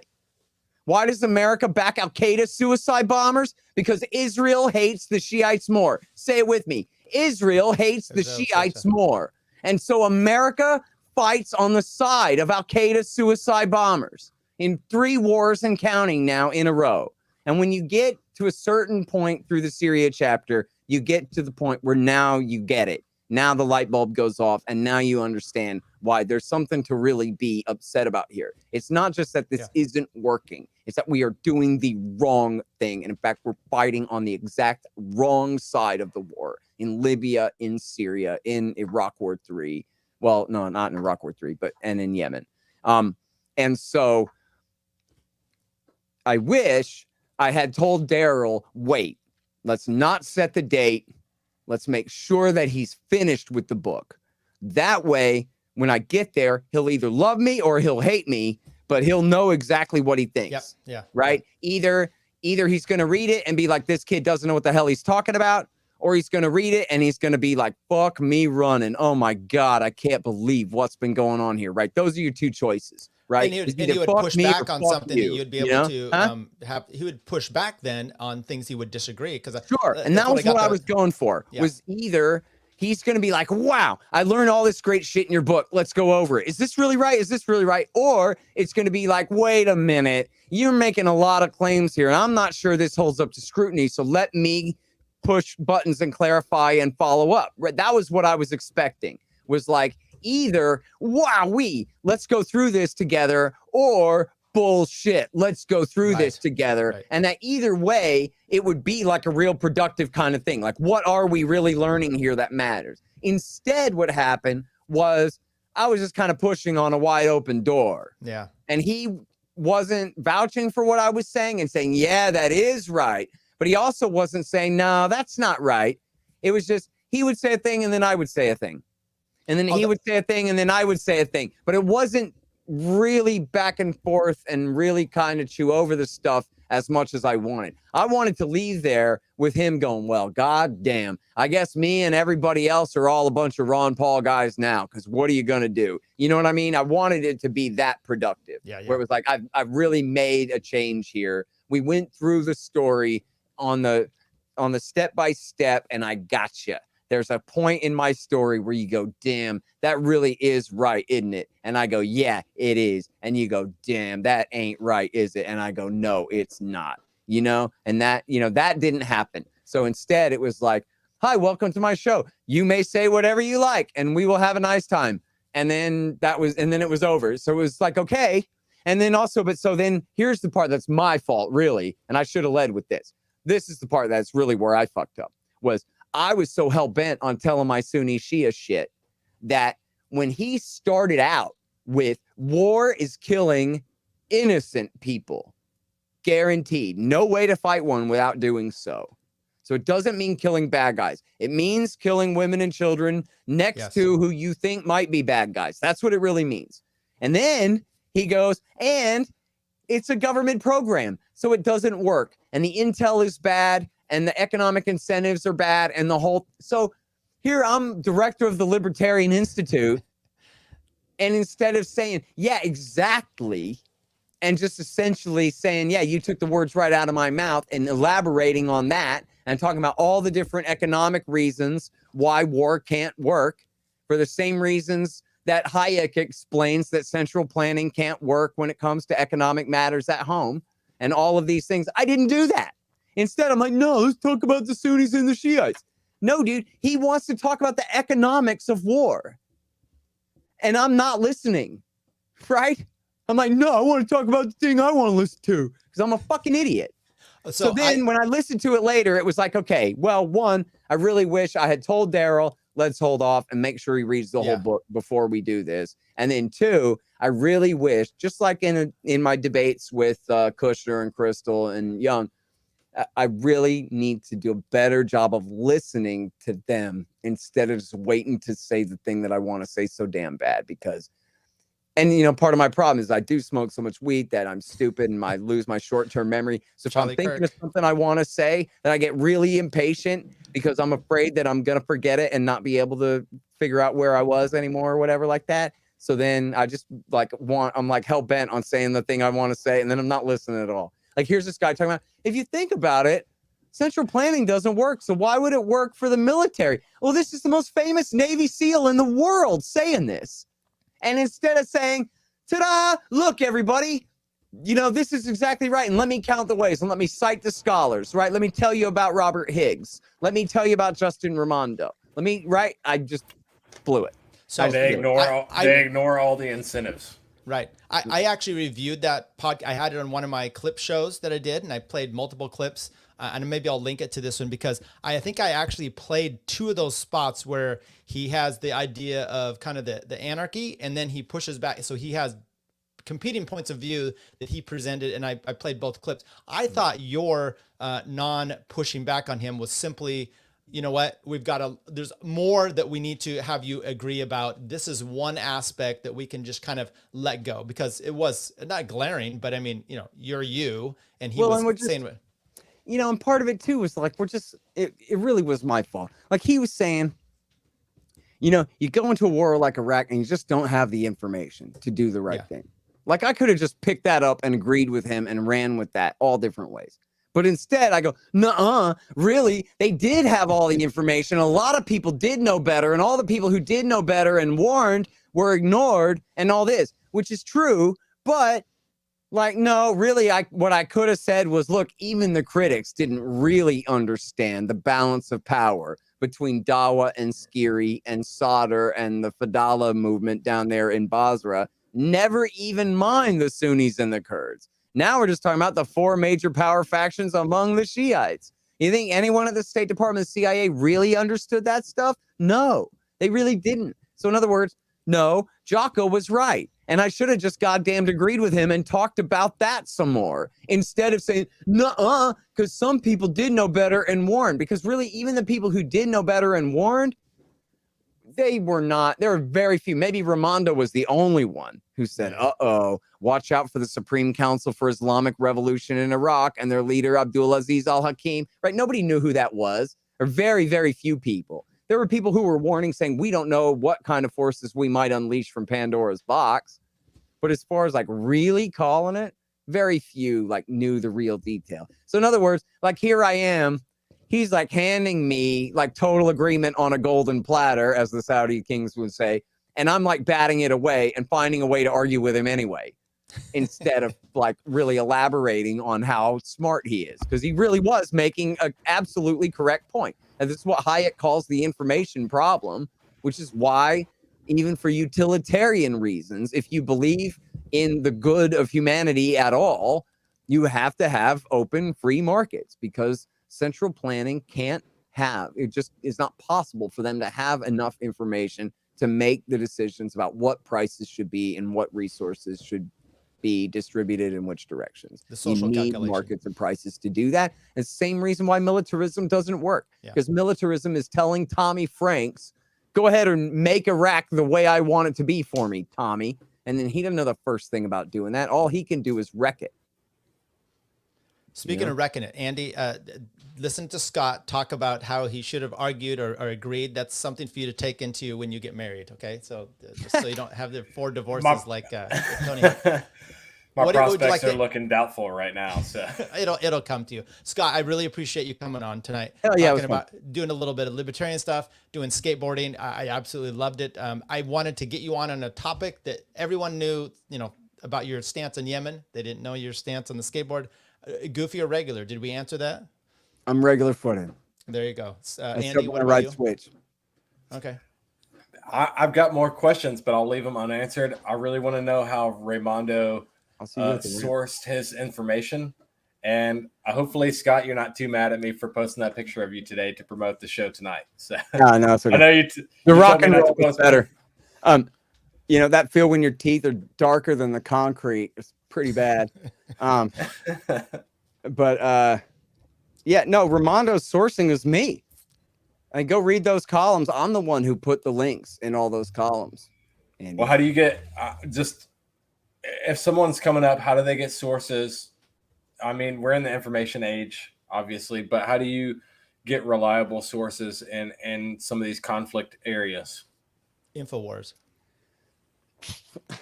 Yeah, probably not. Antiwar.com for starters. And then look, just like with anything, even if we're talking about, skateboard industry gossip or whatever, you'd have to have as many different sources as you can and kind of compare them. This guy be willing to go there on foot. This guy keeps getting it right. I mean, you've mentioned InfoWars. The guys at InfoWars didn't even know what a neoconservative was till like 2007. Yeah. Antiwar.com is where you go if you want to find out what the hell is going on. Now, how did Justin know? I mean, maybe that's a circular argument. When I first started reading Raimondo, my question was, how does this guy know all this stuff? It was amazing how much he understood from San Francisco about what was going on in Washington, D.C. And it was 20 years ago this year. I got a hashtag going on Twitter, Raimondo 20 years ago, where I'm going back and linking his best stuff from 2002, including the last one was The Fix Is In, which was about Senator Joe Biden's fake hearings in the summer of 2002, where only hawks were allowed to testify about why we need to attack Iraq. I need to read more Raimondo, but just listen. me- Take a rainy Sunday if you can find a rainy day around here. And seriously, I mean it. Start in 1999 and just blaze through it as fast as you can. Don't even be careful. Just go fast. Just read everything. Just blaze through from 99 through and just read Raimondo through like at least halfway through Obama or so. You'll probably get bored after that. But Where's the best place to find it? Antiwar.com/Justin. And by the way, Libertarian Institute, there's great stuff there. Scott's got a lot of stuff. And we're going to put out a book of Justin's best too, coming out probably next year. Andy, you've got a book coming out, right? Monkeypox: The Life and Times of a Super Spreader. Isn't that something like that? No, it's published on Trans World. If you want to follow me, just regret every life decision you made. But I've been trying to do more stuff on my Odyssey, and I'm calling conservatives gay leftists on Twitter. So. There you go. Listen, Andy can ride the vert ramp. I've seen him almost do a really nice frontside air a couple of times. So, wow. Well, when I first got up there, I dropped in padless and was ready to rip, and all these guys are like, "Whoa, what are you doing up there, padless, ready to drop in?" My 5-year-old daughter's sitting there right there. Well, at the time she was 4, so yeah. I knew from the beginning. As soon as I saw you skateboard, you got skills, man. You just need practice. I'll smoke you every smoke Sunday you and on Wednesday in Austin Vert Dogs. Look me up, man. I'll smoke you on that new pump track, but on the vert ramp, you got me beat. You know what? You did smoke me on the pump track yesterday. I don't think that you can really speak in the future tense like that about how it's going to be from here on out. I'm going to clip that out of context for everyone, just so you know. Scott, where can people find you? What do you have coming up? Throw your plugs out here, and then we'll head out. Yeah, man, I'm scotthorton.org for the show, and that's iTunes and Stitcher and Spotify and all those things for the Scott Horton Show. 5,700 something interviews going back to 2003 for you there, which might be a world record. I don't know. Take that. And that's all at youtube.com/Scott Horton Show and at odyssey.com/something/Scott Horton Show, however that works. And then I'm the editorial director of Antiwar.com. I'm the director of the Libertarian Institute, and I wrote 4 books. Fool's Errand, Enough Already, The Great Ron Paul, and the brand new one is Hotter Than the Sun, Time to Abolish Nuclear Weapons. And all that is available at scotthorton.org/books. I've read enough already. I will get on the next ones. Andy, I appreciate you being on. Scott, it's been sorry I didn't mention or meet you in Reno. I was there. You were ranting to other people. I'm sorry. I was next time. Next time, it'll be my duty. I was ranting. I remember that. Yeah, that did happen. Something about cops in a Starbucks and something else. I saw that. Yeah. But we'll let it be there. I appreciate it for coming on, and hang on. We're gonna have an unnecessarily long outro. Thanks everybody for joining this show. And Andy, see you at the ramp on Sunday. There you go. Okay, I'm leaving now. Bye guys. But she's back. Chick-fil-A is completely overrated. It's not that good. I prefer Zaxby's. I prefer Popeyes. Takes a tough man to make a tender forecast, Nick. And I guess that's me. Keep plucking that chicken.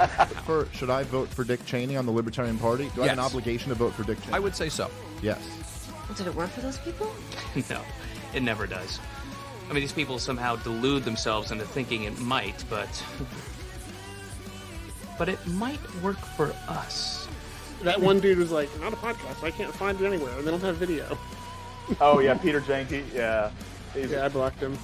I'll do it. If he unblocks me, I'll... He'll buy your shirt if you unblock him, Bert. He's a wigger. Yeah, nothing cooler than a 49-year-old wigger. I just started live streaming. Cut me some slack. I'm pretty high tech for a boomer. But anyways, boomer.